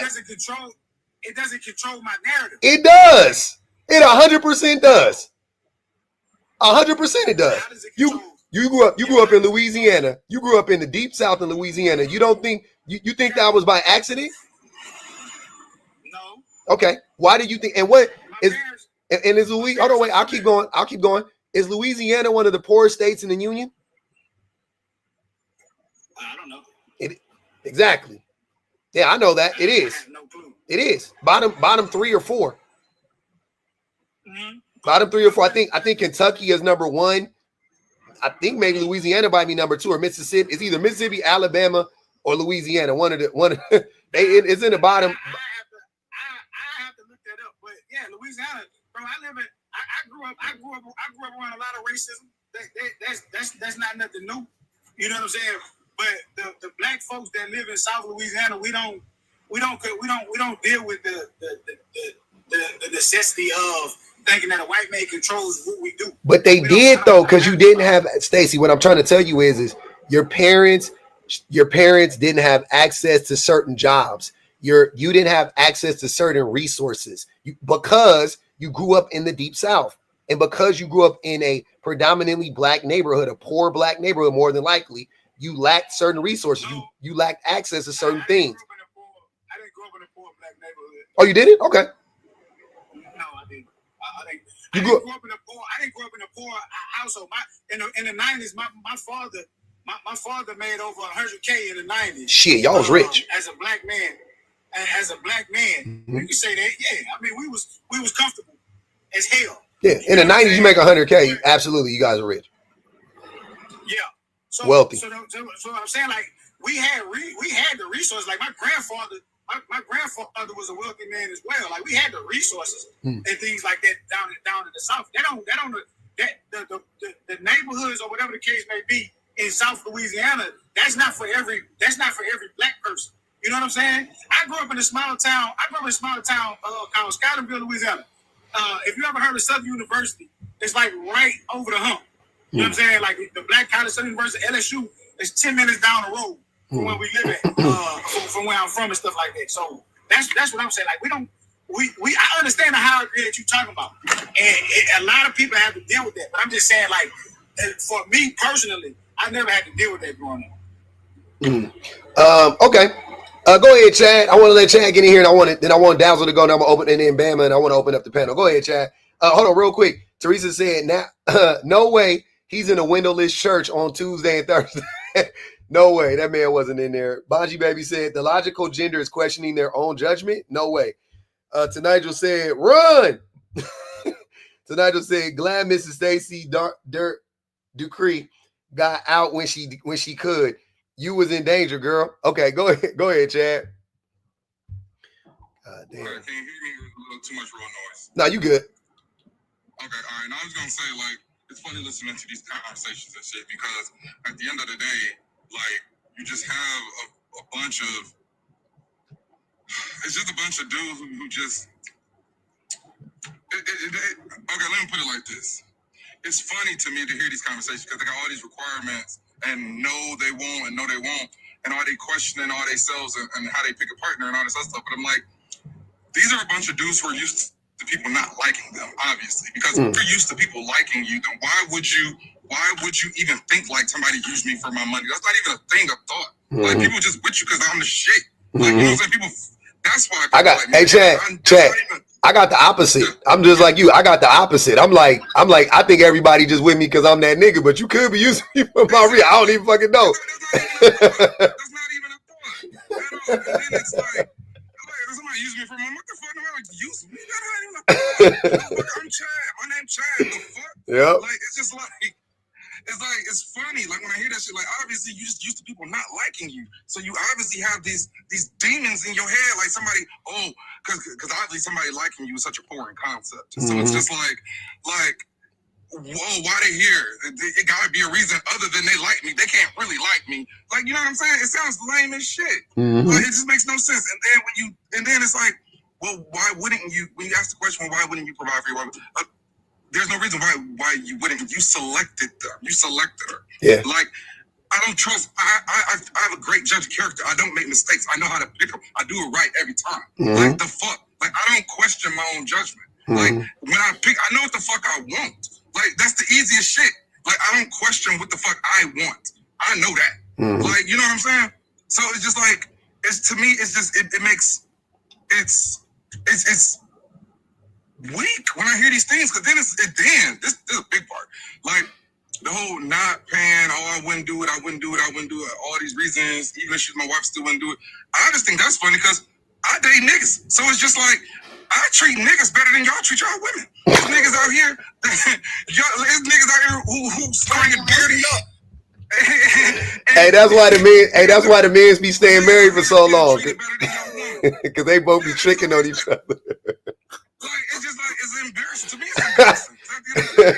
Like, I don't make no nigga. I'm in my dude, like, pay no bills and all like that. If you're moving into my house, Mm-hmm. my bill's gonna be the same regardless. My bills didn't go up just because you moved in. Like that's what I'm saying. What do you mean paying bill? Like my bills didn't change just because you moved in. Are you gonna work? Yeah, because you're gonna want to have your own thing. You're gonna want to do your own thing. So you can pay for all the other shit. You want to buy the food, you do all that other shit, but your bills are negotiable. Yo, you can clip coupons. You can adjust the utilities. You can control your bills. I have the largest fixed expense of the entire house, and it's my job to keep a roof over everybody's head. I can do that. I don't need your money for that. You know what I'm saying? So it's just like, why would I have a problem with providing that when I'm gonna do it because I'm living on my own anyway? Like it makes you know what I'm saying? If you don't need somebody for financial assistance, then I don't understand the whole logic behind that. And then it's like, again, like when you do things this way and you actually are a giving person and you choose the right freaking people, you have okay, so they're gonna work, they're gonna want to do their own thing, right? They're gonna be able to buy you shit with all that. Who cares if they got extra money? It's like they have this issue with the thought of somebody else having more money, having extra money. Who cares? Because you know what they're gonna do? Because you picked it right. They love you. So guess what? I come home and it's like all type of shit, all type of luxury shit on the bed that I ain't never wore before, that I ain't never even seen. Like all these labels and shit, that shit is laid on the bed, laid out. Like vacations booked for me. You know what I'm saying? Like I didn't even know what labels were. I was shopping at Saks on my own, but now I know, all I know is that shit. You know what I'm saying? So it's just like, but they be so concerned with somebody having more money, extra money laying around that they don't even understand how fucked up that they choices. You know why I think that is, Shaq? I think a lot of times men, well, they use the idea of providing as a way to control women first and foremost. You know what I'm saying? That's the first part. But also, they just genuinely don't like the women in general, like that they're with. So they don't feel like the woman deserves to have, you know what I'm saying? Like, cause I'm like, I don't give a fuck if my wife don't cook or clean or nothing. Like I'm still gonna do, if I can afford it, I'm gonna pay it. Like it ain't no, who the fuck cares? That shit is crazy. I don't get that. Exactly. It's crazy. It's like I said, it's niggas out here that's getting treated better than their women, which is embarrassing. It's embarrassing. Niggas out here who ain't paying no rent. Niggas out here ain't paying no mortgage. Like, it's just crazy. They ain't paying for the roof over their head. They got that taken care of. Like, I think that's embarrassing. But then it's just like, you have, it's like they're questioning their judgment and all this other stuff, but they don't even realize, like, that's why they're gonna always be at square fucking one. Cause like back in the day, I was engaged, right? Whole nigga, you know what I'm saying? All this other shit. We built the house together and all this other stuff, right? This motherfucker gets his car repossessed, right? Didn't even tell me, but the car got repossessed, right? I'm like, you know what? I'm devoted. I'm in a relationship. I'm like, you know what? You're not gonna go get the other car at paying no high ass interest rate. You go ahead and you take over this car that's almost paid for, and I'm just gonna get me another one, right? I'm gonna get me a brand new one. I wasn't selfish, and because I wasn't selfish, guess what happened? That dealership that I went and got my brand new car from, I ended up working there, and I ended up becoming the finance director there, and that is what changed my entire life. All because my dude got his car repossessed, and I said, I'm gonna go get another car. You can take this one. That is what changed my entire life, because I wasn't selfish. Damn. Because I wasn't, you know what I'm saying? Yeah. I Shit happens. That I was with, I didn't care about. Yeah, I wasn't going tit for tat. Like, I ain't gonna provide this. I'm like, what the fuck? It's just like they don't even realize how like incompetent and non-competitive they sound when they say things like that. That's right. That's all I say. Bet, man. Hey, go ahead, Dazzle. You there, brother? Hey, what's up? I'm good, fam. What's good with it? I'm good, man. Like, first of all, I'm just gonna speak for me. I mean, I heard everything he said, but like, I'll just he said a lot, but you don't have to respond to anything he said. You could just respond to the prompt. It's okay. Right. Yeah. Okay. Well, but this is just an aside. Like, I guess he's gay, but like you being a gay man and a woman, those are not the same thing. Okay, how your relationship is gonna function, it might have a little bit of some similarities with a heterosexual relationship. I'm saying this, my brother is gay too, but Right, I treat mine better. That's what I'm saying. But That's how I treat them better. But the point is, it's not gonna be the same dynamic. That's just the point. Yeah. Okay. And How about we not? How about hold on, wait, y'all. Wait. You're allowing a man. in my home, Men are treating men better than you treat a woman. Wait, y'all. Wait. Before we get off into the difference in the gender dynamics of a relationship, let's not, because I don't even chat. You don't got to do you ain't got to educate this man. Like, let him. Like, I heard what you were saying. If he don't want to hear what Chad was saying, that's on you, brother. I believe that a woman should be taken care of. Yeah, it just We're not talking about that. Yeah. So let's not be hyper fixated on Chad's situation. What the prompt say back Yeah, there. he was just saying he takes care of his partner and he's gay. So he's like, why wouldn't you? He's saying that, like, I think what you're missing is if there's two men in a relationship, right? We live in a misogynistic world where men have inherent advantages over women. And he's saying if I'm a man and I'm willing to take care of another grown man, how in the fuck are you, a man, not willing to take care of a woman? That's what he was saying. And you missed that. It's embarrassing. And you missed that trying to argue with him and argue gender dynamics in a relationship. Like, don't do that. I'm not trying to argue with nobody. Okay, then let's leave that in the past then, because that's what he was saying. That's fine. Yeah, that works for him. That's all I'm saying. Yeah. But in my household, I do believe in hierarchy. Well, first of all, I'm not religious, okay, even though I was born and raised Catholic or whatever. Mhm. But I am not religious. I don't believe in the God and all of that. But no, I don't think most men are religious, Dazzle. Even if they say they are, I don't think they actually are. I think they just pick and choose the parts of the religion that they deem to benefit them, and then they apply it to their life. But go ahead, I'm listening to you. Yeah, exactly. That works for that. But I'm gonna speak for me, right? So since you guys wonder or you asked, I guess my thing in a woman is when I tell women I love a woman that loves to cook. Women here, you think a woman's place is the kitchen, right? And I get where they're coming from when they hear that, because again, like you said, society, right? Women have been, I guess, I don't know, I don't want to say conditioned, but they have been put in a place where that's been their place in society. But no, that is not how I think. Okay. I just feel like, to me, again, anyone can come for me, but I don't care. This is that's what makes a woman attractive to me. The fact that she cooks and I'm able to eat her food, to me, that is her sign of love for me. It doesn't work for every man, but it works for me. And in my household, even though I see myself as the leader, it doesn't mean that I lead in every aspect. She can be a leader in certain things. She can have the last or final word in certain things. Mhm. Okay? But in my household, for me to be a 100% provider, I need to know that my woman loves to cook, and I'm assuming that everything is, like, obviously she's not cheating on me, she's not being disrespectful. Yeah, she got to be faithful. We get that bare minimum stuff. Right? Yeah. But I'm gonna put that aside. The primary thing for me is that she has to love to cook. The food don't even have to be good. Mhm. She don't have to cook every day. She can cook and stuff that stuff in the refrigerator or whatever. So can I ask you a question, Dazzle? What if you made enough money to provide a chef or a cook for the house? Exactly. So it's not about the cooking. About the fact that my woman is the one doing it for me. It's more about the action behind it, and that is coming from her. That's how I feel appreciated. That's how I feel loved. Everyone has their own love language. To me, Love languages aren't real. It's to me. That's how I feel. No, I'm just telling you, love languages aren't real. That was there. I think like an abusive man invented There's it. a lot of things that are not real that people still believe, and it makes them feel good.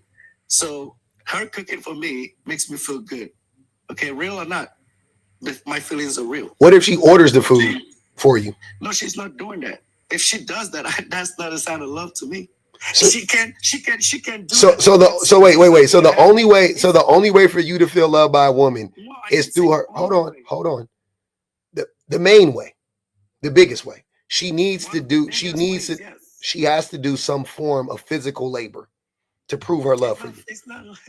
That's another It thing. is labor. You get don't, sir. Please don't argue the semantics. It is physical labor, like by definition. It's When okay. you say physical labor, I'm providing. I'm not. That's not physical. What does that got to do? What does that have to do with her cooking for you? Because I just said, what if you could provide? What if you could provide a cook for the house? Would you still want her to cook? And you said yes. So I'm like, okay. So the whole thing isn't about you said the food could be nasty. The whole thing is about her doing some physical labor for you, for her to prove her love for you. That's what you're saying. The whole thing is me knowing that my woman is cooking for me. It's the same. You can try to go around and around. I'm telling you that's what it is. You want your woman to do a physical act to prove her love for you. That's all you're saying. No, I'm not. I'm doing a physical act to prove my love for her. Sir, we're not talking about you. Jesus Christ. I'm asking, you're saying that the woman for her to qualify for you to be 100% provider, she needs to do a physical act to prove her love for you. That's what you said. If you want to call that a physical act, it is a physical act. It literally is a physical. What is cooking? Dazzle. What is a physical? What is cooking? It is a physical act. Okay. You want your woman to do a physical act to prove her love for you. Got you. You gonna send her? You know what you remind me of? You remind me of Diddy. And I don't mean in a weirdest way. You remind me of Diddy when he sent them kids uptown to get him them sugar cookies and the how to make the band or whatever, making the band. You want, like, they got it to prove to you they want to be in the group.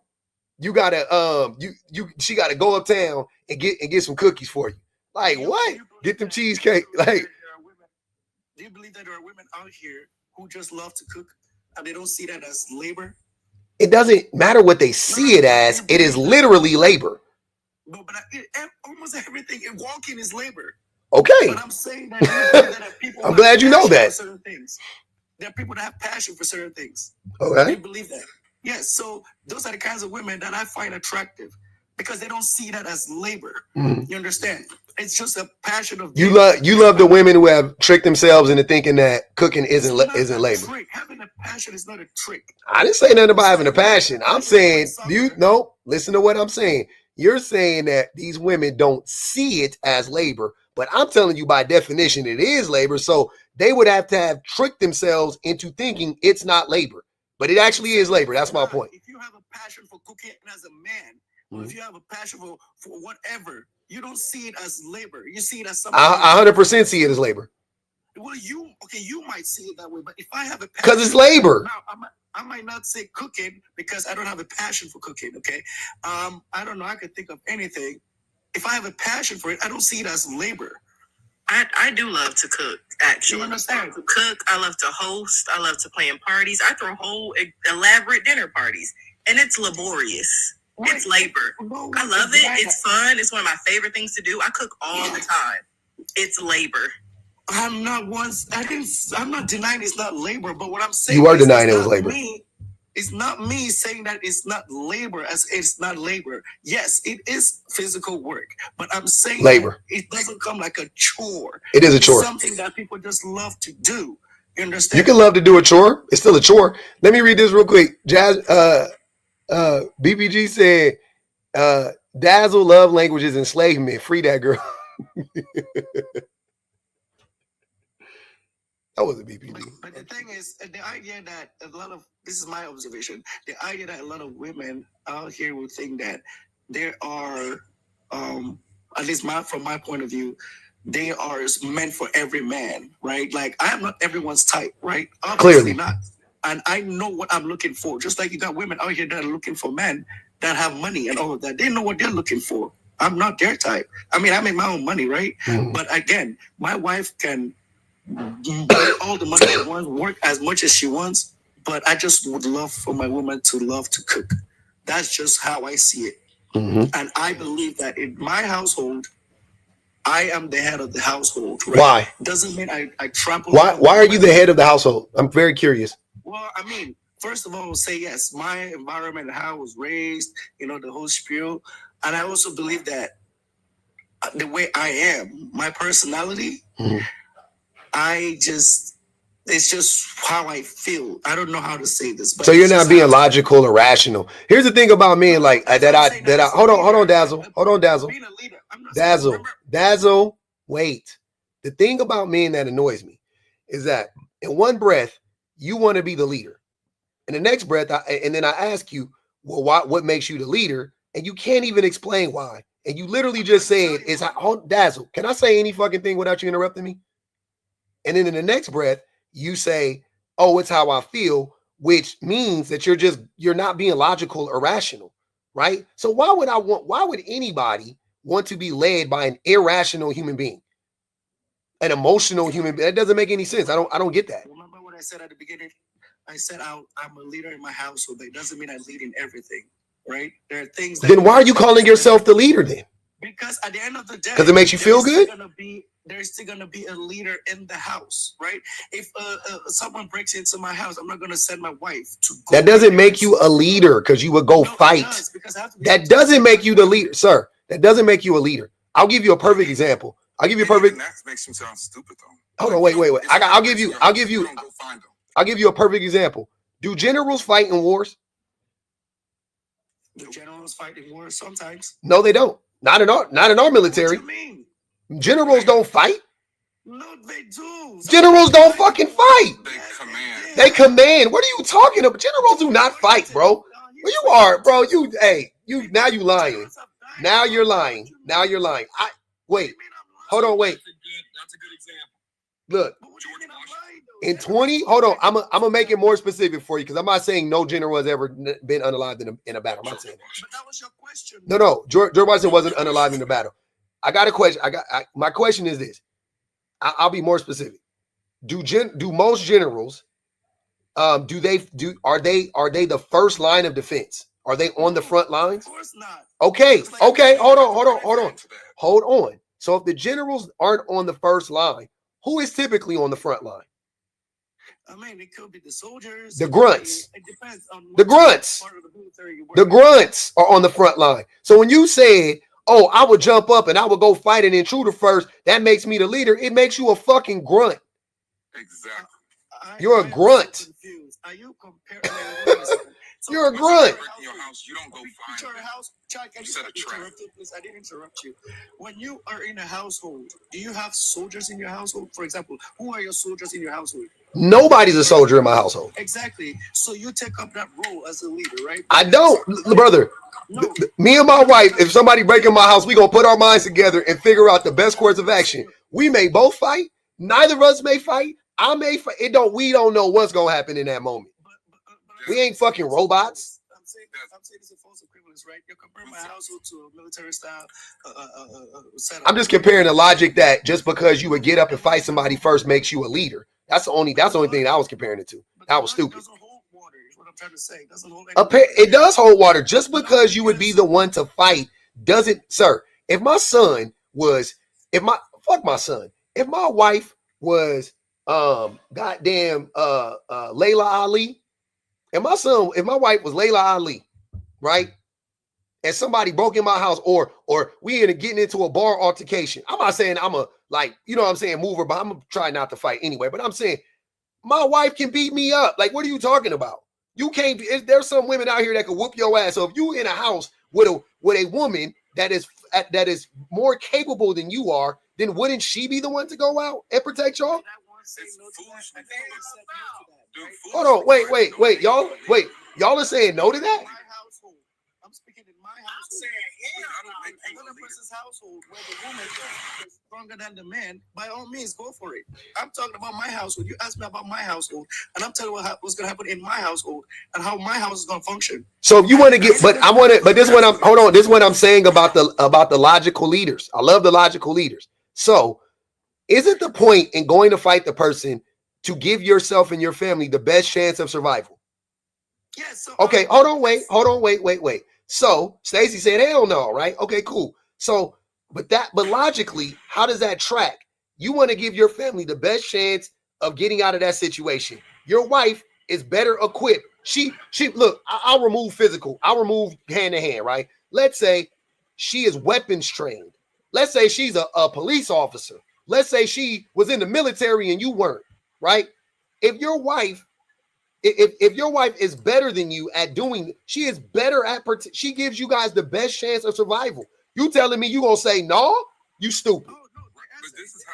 Yes. The Wait, answer is yes. wait.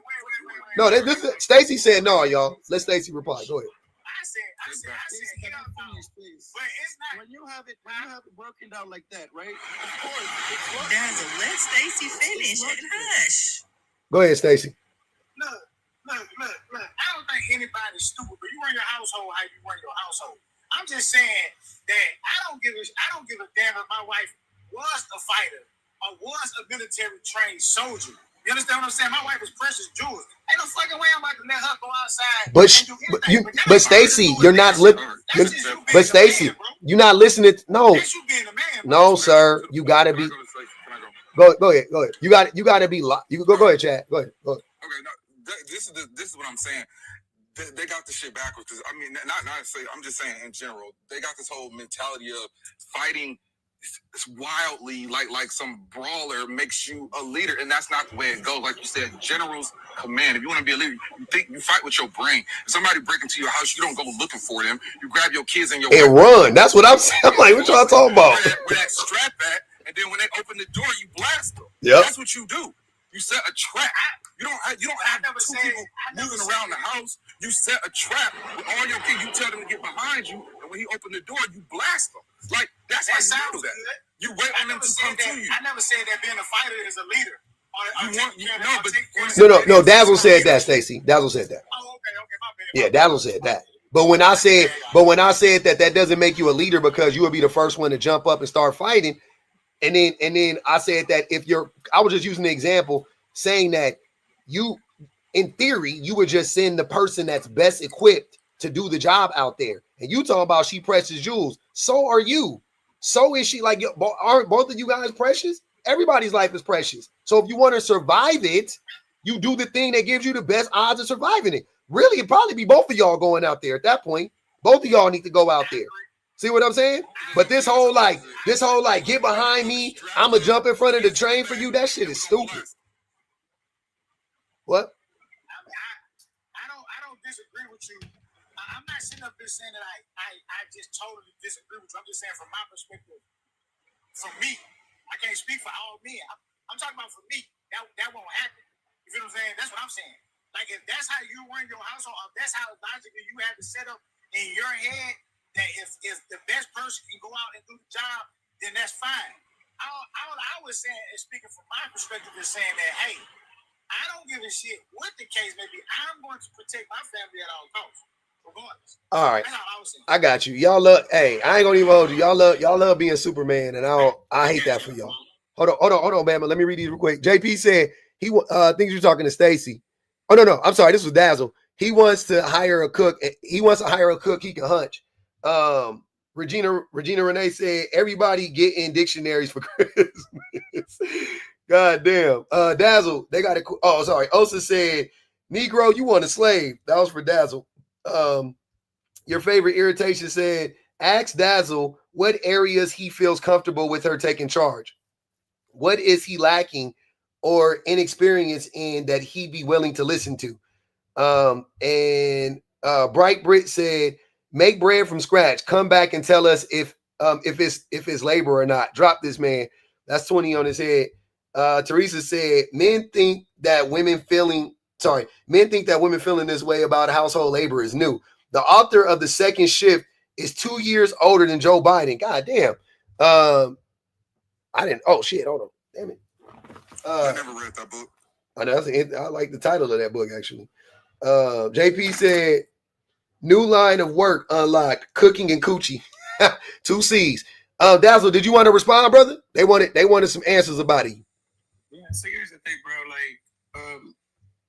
Like, words don't bother me. People can say whatever they want. I know who I am. I've met women that want to do these things, okay? So the women that say all these things are not for me. They eliminate themselves for me. It doesn't bother me, right? They can say whatever. That wasn't the question, though. No, but the question is, do I, like, let's go back to your example. What if my wife is pregnant, but she's well equipped? You think I'm going to put her in the She wouldn't be in the set. Of course she wouldn't be capable, sir, because she's pregnant. Jesus Christ. The same way if you were, let's keep playing this dumbass game. What if you had a fucking blown out Achilles? Should you still jump up to go protect your family? Like, of course, if you're in a delicate condition, You don't like what the fuck? When I brought the example, you didn't give me all these parameters, like all these other parameters. When I said the example, my assumption was very simple: that in my household, me being the physically stronger person, I would want to be at the front line of any type of danger. But when you start bringing all these other parameters, of course, if she's well equipped and all of that, by all means. You guys overestimate strength, by the way. No, but what I'm saying is, if you look at it, physical labor, physical activities, for the most part, are carried out by men. In construction and all this other stuff, the heavy liftings and everything. I work in a predominantly. But you have to be smart to win some battles. When it comes to the physical Wait. aspects of it, as Dazzle, a man, what do you do for work? What do you do for work, Dazzle? Well, I'm a nurse, right? It's predominantly You're a female. motherfucking And nurse. When it comes to like moving, Nurse is that's a physically taxing job. Yeah, so It is. they literally will come get me when there's a woman sitting next to the other person. It's. I'm not just saying this because I'm trying to say women are weak. Women are not weak. I know they're not weak, but I'm just saying that the assumption I made was that when I used the example for protection, it's not because I'm saying the woman can protect their family. That was just me saying, you know what? I want to put myself in danger first before my wife and before my kids. That's that benevolent. I call that benevolent misogyny.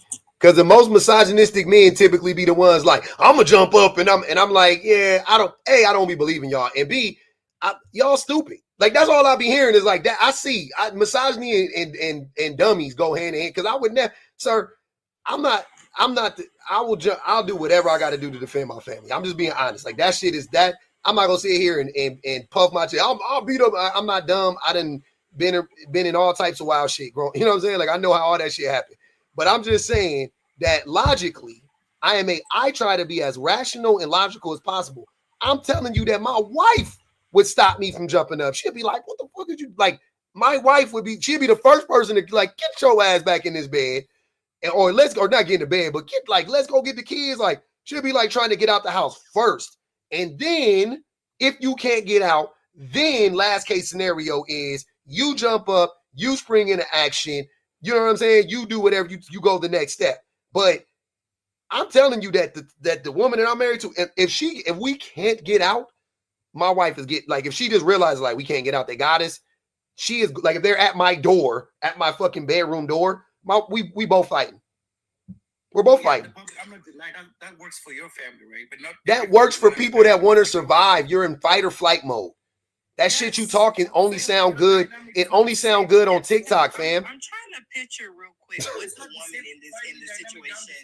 I'm trying to picture what y'all's wives would be doing. Hold on, Dazzle. Listening to him saying this, and I'm just picturing, and I ain't never been in a fight in my entire life, so I'm not trying to be big and bad at all.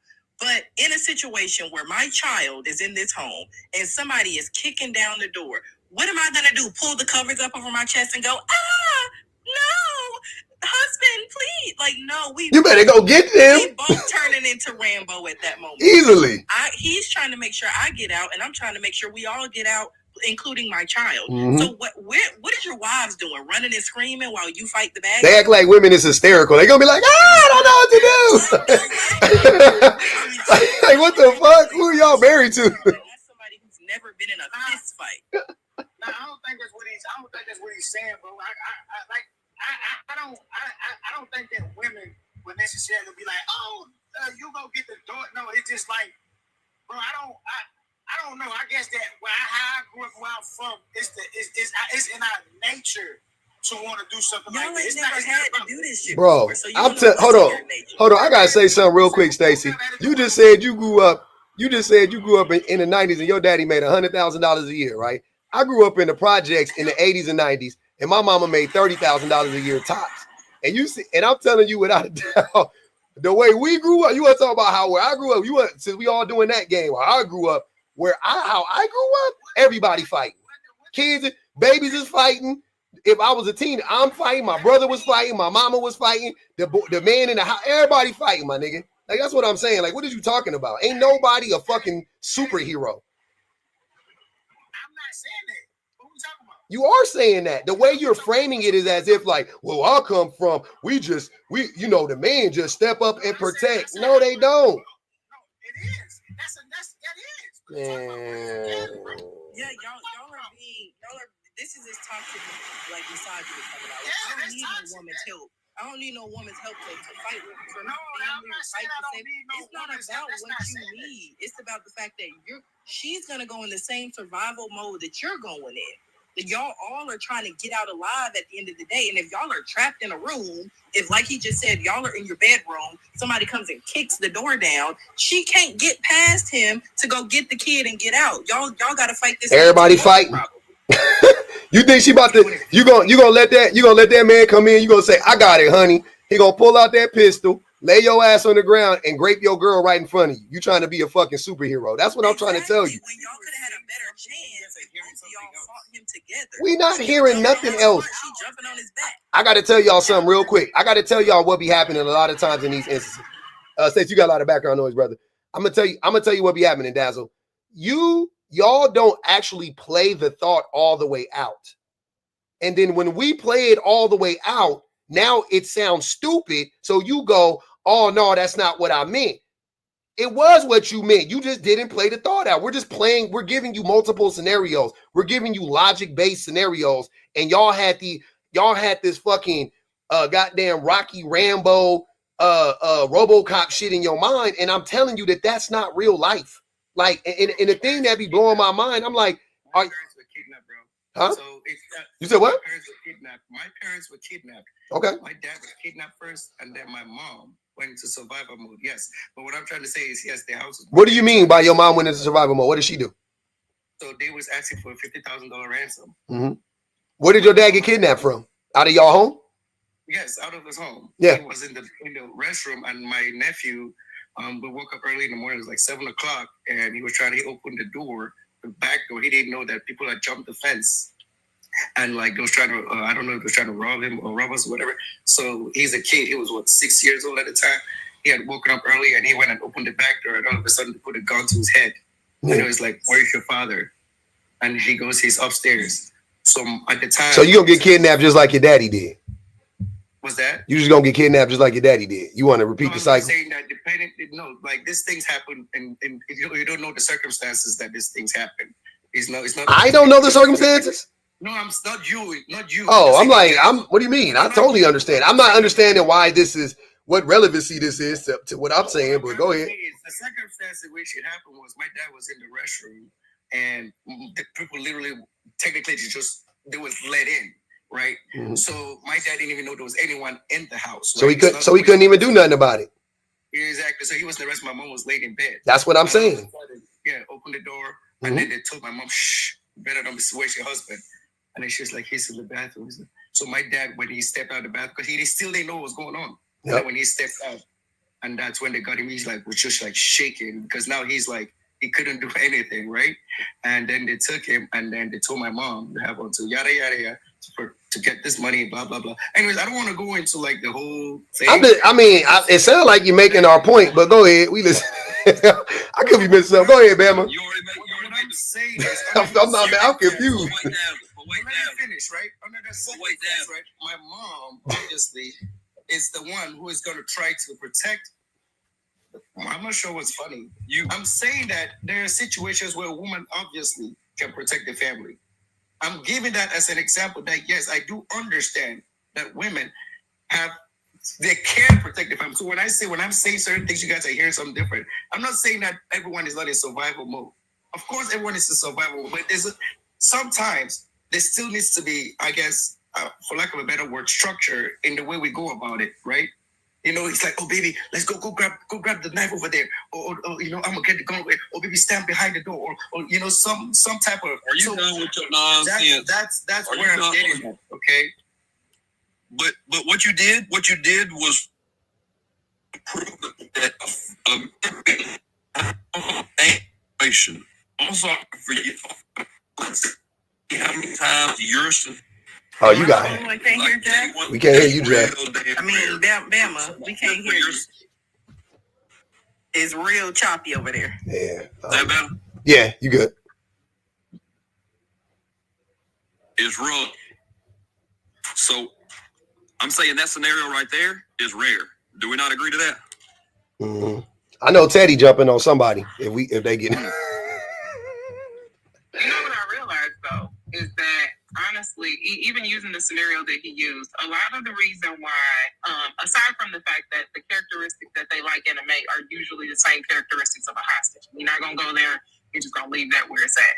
But the other thing is I don't think that they want women or to be in relationships with women who have survival instincts. Because if she has survival instincts, guess who she's probably gonna try to get away from? She's probably gonna try to get away from you. Because if you're in a situation where your husband or your spouse is constantly treating you hostile, he's demanding of you that you perform these specific tasks in order to prove your love for him, then the person that you're probably going to try to get away from is him. But if he convinces you that you need him for safety and security, which again, we've said this before, is on that list of DV, that them 12 points of, of domestic violence. Y'all love hitting those marks. And now I think we about to 6 or 7, but y'all like creating a false sense of security so that you can tell her that you are her protector and that you are her provider and she needs you. And in order to be with you, she needs to perform this service, or else that's the reason why you're setting that groundwork. Like, and it's not a coincidence. It's not new. It's not even rare. Like, for you to believe that, this woman, I want to find a woman that likes to cook. I want to find a woman that likes to clean. I want to find a woman that likes being subservient and that feels like I'm the top of the hierarchical structure. Yeah, a lot of niggas do. Usually they are on pamphlets. Like, that's not something that's far-fetched. And I think that's, if you were okay with understanding, like, hey, maybe I need to do a little bit better with how it is I'm considering myself a provider within the framework of a relationship because I'm doing some abusive stuff. You might actually open up your dating pool and be able to find somebody that actually likes you for you. But anytime you're trying to find a hostage, I guarantee you, the smile is always going to be fake. I didn't mention anything about cleaning. I could clean all day. I don't care. I agree with you. Cooking. And I don't understand how, as a man, me getting into a relationship, I'm not supposed to want anything from my woman. I'm just supposed to be what? Just give. Yeah. And not expect anything in return. No. Whoa, wait. What do you mean not expect anything in return? What do you mean? I just said that cooking is what I would love. Well, I'm saying, is she not? Wait. I'm just saying, if you're not expecting anything in return, who said that? I mean, you're expecting loyalty, love, companionship, right? You're expecting a lot of stuff in return. Remember, when I started this conversation, I said, assuming that, of course, there's no cheating and there's respect and all of that. Of course. But I was going to something that goes more for me. Because I think we can all agree that we don't like being cheated on. I think we can all agree that we don't like being disrespected. We can all agree that we like honesty. Okay. So those are all assumed. We do all agree. Like long so I can you stop being disrespectful? I never was disrespectful. Dazzle, you gotta let Dazzle. Hey, Dazzle, you gotta let other people talk though, brother. Other people want to speak though. I agree with you, BPG. Can somebody else talk, Dazzle? Is that okay? Right, you're not saying nothing. Yeah, we hear you. I agree with you, B. I agree with you. What you gotta say, Chad? You're not saying nothing. Be quiet. Damn, just stop talking. Damn, you cry and whine. Anyway, I agree with you, BPG. Moving forward, I agree with you, BPG. You made a lot of great points because she cannot have any survival instinct. Because she has survival instinct, she wouldn't have picked that weak ass man to begin with. So that's why your point is valid. That's all I want to say. Okay, what you guys? Go ahead, Bama. I think that I got better service in there, but I mean the example of the scenario with the father getting kidnapped and stuff is the exact point of a man being in the household. Even in that is a very rare scenario. We don't think that that's likely for many people to have that scenario happen where somebody gets kidnapped. But at the end of the day, a man being there is like BPG was saying. It's a false sense of security. It is I'm providing protection, and obviously not in your exact scenario. That didn't happen. So at the end of the day, we can't peddle that narrative of I'm a man, so therefore you're going to be protected, because women know that the men closest to them is the likely person to end up in situations with, is end up with abuse in, end up unaliving in, stuff like that. So we just as fellas have to not be oppressive. And you holding a condition to your providing as far as, hey, you gotta, I love for people to cook for me and stuff like that's an act, that's servitude. And so at the end of the day, like, because the food didn't have to be good, the money wasn't there, you didn't say anything about eating, you don't like to eat food at restaurants, you want her to physically do labor for you to for you to be able to provide, for you to show the love. And at the end of the day, like, that's a terrible way to view a relationship. You know, I think that they have Dazzle. No, Dazzle. Hold on, brother. I'm kind of leaning more towards you and Stacey's side now. I do think that women should choose a protector man, like a man that's going to be a protector and willing to protect her, but like don't fall in love with him. Don't really care about him like that. But like that's willing to protect you so that like if something ever happens, you really don't have to do anything. Like you could use him as a human shield, like a literal bullet bag, and you make sure you and your don't use me in that scenario. And then no, like let me finish. Because seriously, like then you won't really have to mourn. Like you won't have to feel bad about it because like it really is a win-win when you think about it. You're protected. You don't have to worry about anything. He's gonna do all of the fighting. All you gotta focus on is getting out. You and your kid get out. Leave that man. Sorry to this man. You ain't gotta mourn, and then move on and find you another protector. And that way, you know, anytime you get in danger, you could just push him in front of the, you know, the danger, and you go on about your business. But don't actually like him because that's where shit could get a little tricky. Because then you might want to help him out.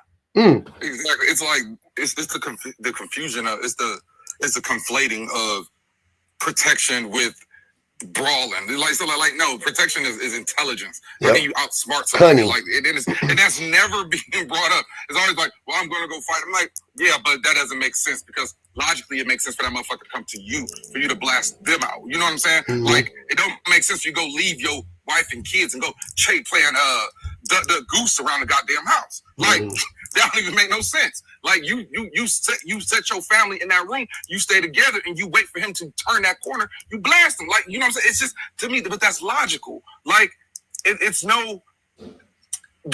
like there's never the conversation of making yourself mentally stronger. Every time when the conversation comes up about protecting and strength and all this other stuff, all they talk about is stupid shit, like we in 5th grade or something, like fighting on playground. That don't mean nothing. The motherfucker who is controlling you, I'm gonna arm wrestle this nigga. Your actions. Yeah, exactly. I'm like, this shit is, are we children? This shit is childish. Like, it's about wit, smart, tact, strategy. That's how adults fight. That's how adults fight. Like, these motherfuckers are literally like kicking and screaming. Like that's gonna solve a problem. That don't solve nothing. Just because you want to hoop and holler and do all this other, and that's brawn has. It's for idiots. It's for idiots. Like y'all can't control nothing. You can't lead nothing when you're not even as smart as your woman. Damn. Hold on, Dazzle. Real quick. Let me read these and then I'm gonna let everybody go. Teresa said, I'm in Mississippi. She said, I'm in Mississippi. Everybody fighting, even the cats. Exactly. Regina Renee said, where can I audition for this movie, Dazzle?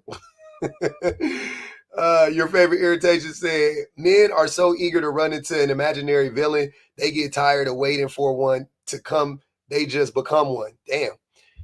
They get tired of waiting for the villain. They become the villain. BW said, and they say fairy tales are for women. BW said, I deserve a wife and children whose deaths I have to avenge. Reese Schuyler said, the average man thinks he's Rambo in his head, but a lot are out of shape, zero combat training, and will fold at the sight of a pew-pew. Drop Dazzle. Damn. Bonji Baby said, they want us to believe that they'll put their lives on the line, but paying bills is where they draw the line. Bonji, say that shit again. Motherfuckers want you to believe they'll put their lives on the line, but don't want to be faithful. Like, what? Oh, I'll jump over. But wait. Just so y'all know, I actually do believe that.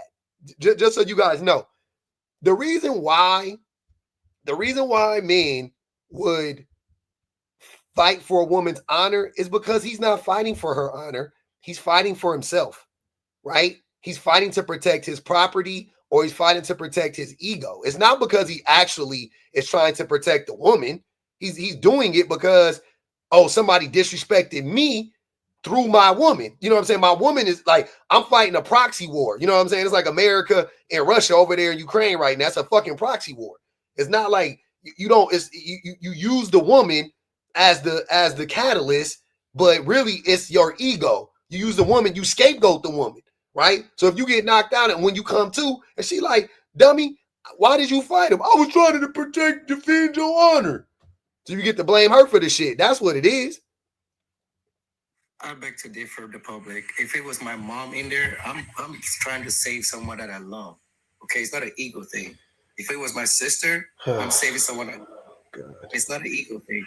I just want to say this, bro. Bro, speak for you and whatever you want to speak to. I don't disagree that with everybody else saying that strategy and all that is. I'm not saying that my girl or whoever I'm with not gonna fight. I'm not sitting up there saying like, oh, she's not gonna do anything or she's not gonna want to do anything. I'm not saying that at all. I'm not saying that. So I don't know. I don't know how you go about things or whatever they telling you or people slandering you like that, bro. But I'm just saying everybody to each his own. But for me, I'm not saying that my girl ain't gonna fight or she wouldn't jump on the front line. That's whatever exactly the case what may you be. said, Stacey. No, I literally said, hell no, ain't no woman of mine about to be going at it. I never cut you out. I said I mean, that I'm I sorry, would but fight. you're lying because that is exactly what you said. That's how we got on this topic. Oh, no, that's not. Dazzle was the one that opened up this He, topic. he opened it up, and then when and then I said it, and that's. But you did say what Shan just said. You said that, without a doubt. That's what you said. You was like, I'm gonna get up there because I said that Stacey. When you reacted when you came off of mute, I said, what if your woman is like Layla Ali and she got more hands than you? I was like, why wouldn't she be the one to step up and protect y'all? And then you was like, hell no. That's how we got here. No, and I still agree with that. I'm still saying that. I still say that I am going to be that person. But what I'm saying is that doesn't mean that she's not going to do anything. That doesn't mean that. I'm just saying that when it comes down to that, I can't speak for every fella who talking right. I'm speaking straight for me. But I'm going to protect my household at all costs. That doesn't mean I'm going to be stupid and jump out there and get myself killed or anything like that. What I'm saying is that as the man of my house, I'm going to do what I have to do to protect my family and my household. And no, my wife is not going to be jumping out just because she's the person. No, she's not. I'm the man of the house. That's what I'm saying. Yeah. Real quick. Hey, they're asking about Cash App on Dazzle. I ain't seen it. What kind of phone you got? And then well, just total how much is got. They just asking how much is left on. Oh, 25. And then the second thing is like I was Stacey. Don't matter. Yeah, Stacey, with that line of questioning, you said you'll do anything to protect your household. You'll do anything. Will you respect her opinion and her voice? Will you not yell at her? Will you not be physical with her? Will you value her opinion more than your own? Will you do those? Yeah. Because last time I checked, the woman's not asking. God damn. First and foremost. Hold on, wait, y'all. Y'all gotta let people. I respect my wife. Hold on, Dad. Hold on, Stacey.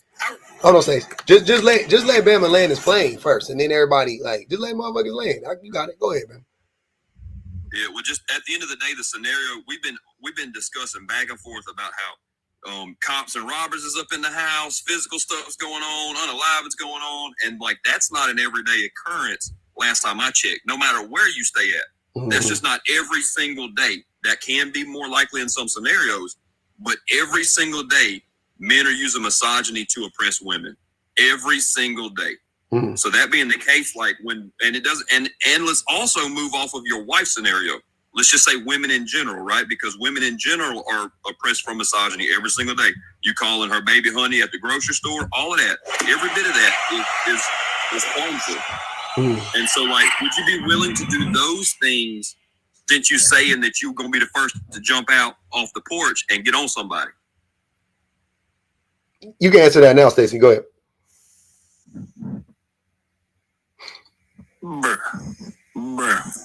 You got something going on. But you know what I will say? I don't understand how to me, and it doesn't sound unfair that y'all know you're not every day. You're not fighting off a robber. Every day you're not figuring out how to stop your wife from being, entrenched with impending doom. You're not doing that every day.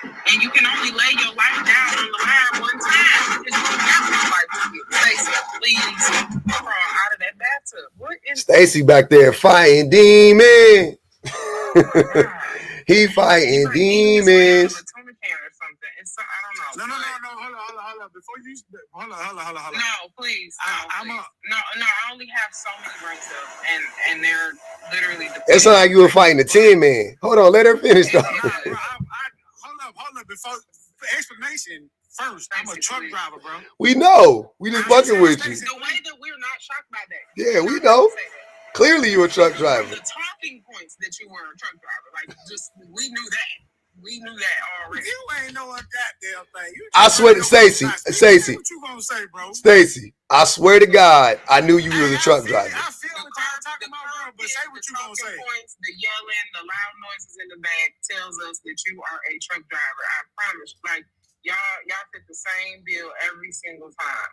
But I think that it's unfair that for women, you're supposed to take care of kids, you're supposed to take care of the house, you're supposed to cook, you're supposed to clean, you're supposed to look good, you're supposed to be there for him, you're supposed to fulfill all of his sexual needs, and he is sitting on the couch waiting for a robber. That's his job.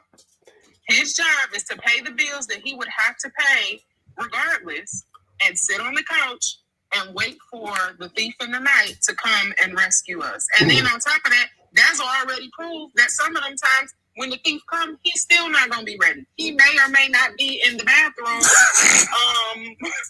half already incapacitated when the robber gets there. Pants around his ankles. That's a fair balance. Like you get to eat, you get to have your kids taken care of, and you get to have every need you could think of fulfilled on a consistent basis. And she has to wait to see if you would possibly lay your life on the line.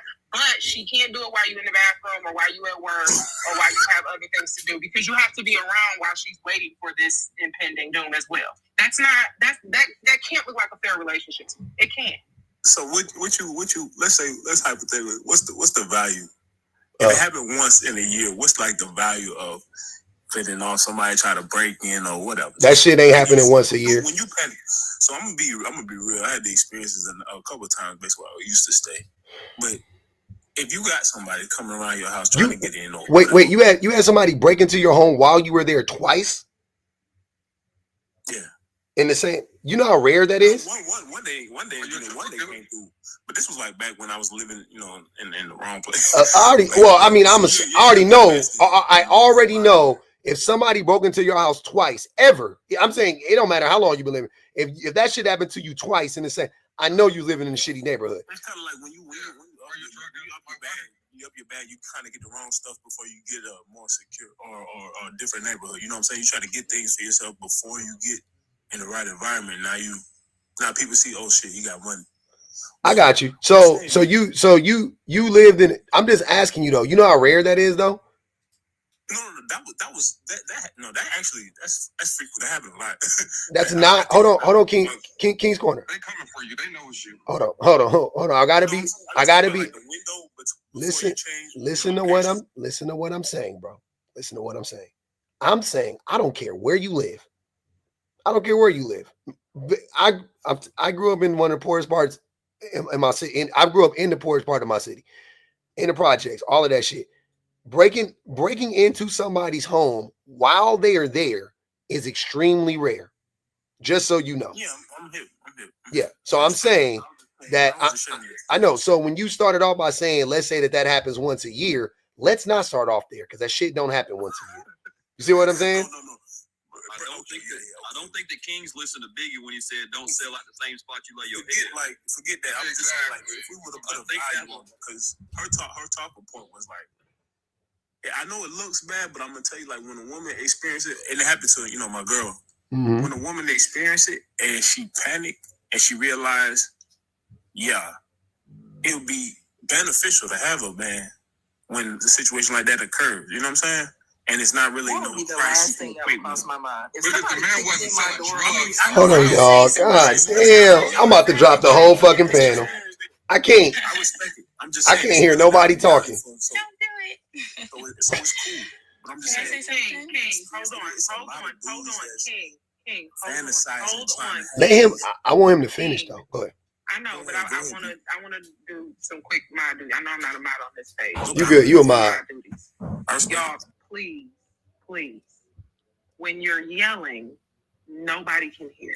When you're all talking over each other, take a deep breath and just allow for the person to finish their point. We know we're gonna be in for a ride, okay? Yeah, I want to hear these points. I need y'all to get to y'all destinations. At least let them get to the D and stupid before we Please start cutting each other off. All right, go ahead, King. Go ahead. We listening. Go ahead. So you saying that a woman is gonna feel like, oh my God, I'm so happy that King is here. Gotcha. So no, that one and like the whole thing. I remember y'all were going with it. That's I don't have no movie scenario like my boy, but you don't want you automatically the dude's gonna want to be the first line. Like no matter how capable your Layla Ali may be, like you're not going to try to risk your life, lay your life on the line. You're eliminating a threat, so you kind of understand. Like personally, I was more forward because I was like, ain't nobody coming here to kidnap me and hold me for ransom. So I don't know what Dazzle had went through or what he had going on. More so, you understand that people either coming in to like rob you. You know what I want. King's Corner. I'm sorry, brother. You know what I would like right now? I would like for us to not talk about this no more. We done lost the plot. I don't even know where you're going with it now. Like, what are we talking about? Y'all keep trying to defend this benevolent misogyny. It's crazy. I don't care. You can try to tell me whatever you want, that women are safer with men in the house and da-da-da-da-da. You can tell whatever lies and fairy tales you want to tell to yourself. I'm just saying that if you want to have the discussion, what I'm saying is you guys know that there is no debate about this stuff if we're actually having it rooted in science. Like if we actually have it rooted in like real, like what's going on, what you guys are saying doesn't make sense. That's all I'm saying. I was just funning that it's a reality. Like, For it may a not be a reality for y'all. for It's a rare. very few people, it is a reality. For a very small group of people, yes. Okay. It is not a reality for the majority of women. Men do not make the home safer. They don't. So I don't know what the point of this is. What are we talking about? I promise you know how many women tell me stories about having stalkers? Oh, you see, hold on, wait, Dazzle. You see how that's funny? How you give me your anecdotal experiences, and I'm just talking scientifically. Men don't make the home safer. No, they do, bro. Okay, so wait, hold on. Before we start, Dazzle, I promise you, talking over me ain't gonna work. I've been not muting y'all. I'm about to just the mute hand about to get heavy, sir. It don't make no sense. If somebody were to unalive anybody in your house, right? If anybody in your house besides that man is unalive, who do you think the police is gonna look at first? The person there. No, not the person there. Who? If let's say you in the house, your wife in the house, your two kids in the house, your grandma in the house, your great granddaddy, and let's say two people get unalive, who the first person they gonna look at? The man. The men, exactly. And why do you guys think that is? Capability. What do you mean capability? Probability. No. Probably anybody is capable of unaliving somebody. Capability is not the reason, King's Corner. And there's people in question. The look is going to be, who's the person that we're thinking about, and we get that that preconceived notion. No, it's because you're most likely to do it. Yeah, it's because the man in the home is most like the saying police come in and they're like, it's probably the guy. Yes. The fuck? Have you not listened to? Have y'all never seen any investigations he conducted? It's the man. Hold on. Go ahead, Stacey. What'd you say? Saying is that the point that you just made, what does that have to do with a man in the house? I just said that men don't make. King's Corner is trying to make the case that men, and Dazzle agreed, that men make the house safer. And I said men don't. Men make the house they make the house unsafe. So if the man made the call to the police show up. I'm not, sir. I promise y'all, I don't care about what you think. I'm not arguing with you. It's not a. Hold on, y'all. Hold on. This is not a debate. This is not a discuss. I promise you, that's not what it is. I'm telling you, emphatically, empirically, what I'm saying is a fact.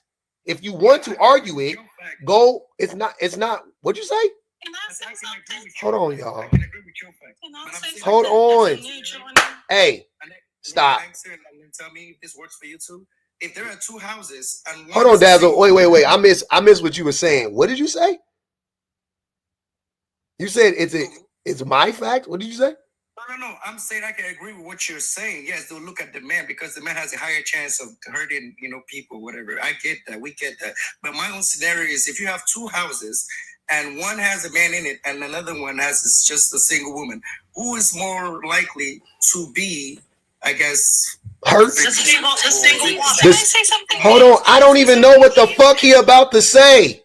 God damn. Who's more likely? Because we're talking about, you said a man being at home doesn't make a house safer, right? Or more safe or safer, right? So my scenario is if there are two houses and the intruder knows that this house has a man in it and this house doesn't have a man in it. Okay, so you're saying from random acts of violence in a home, who is most likely to be protected? Yes, it would be the person with, it don't even got to be a man, by the way. Two women living together would do the same thing. Just FYI. But in this case, let's say same scenario with the man. Okay, cool. So, but first, and here's what I've been saying, because that's not the discussion. The discussion is which house is safer. That's really what the discussion is about, right?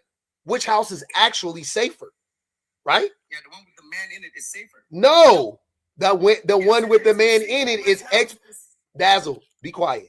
The house with the man in it is exponentially more dangerous than a house without the man, because you are way less likely to be randomly attacked by a random person than you are to be attacked by the man living in the house.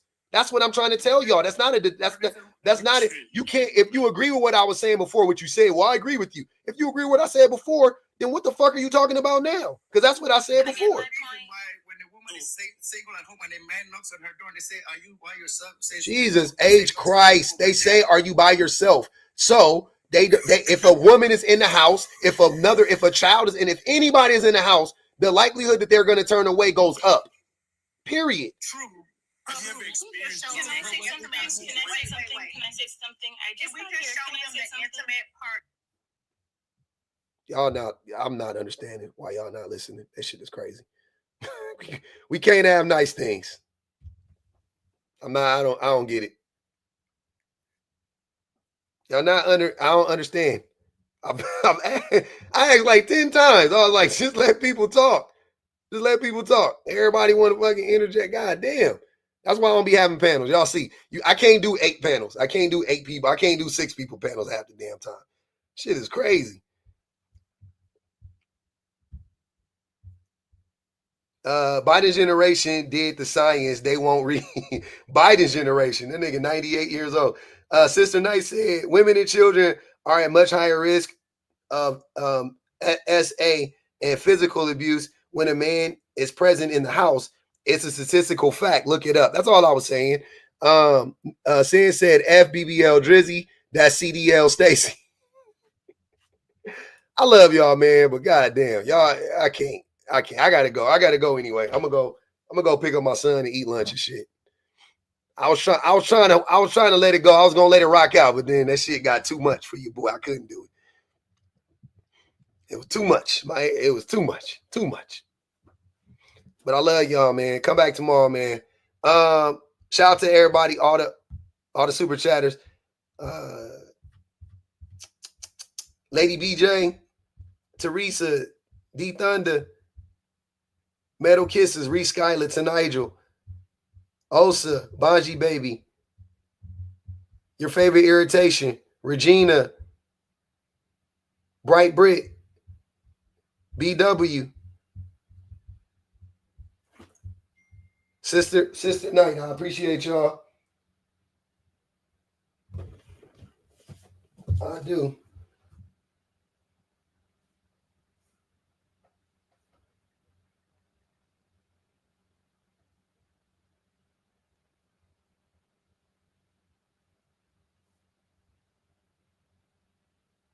Okay.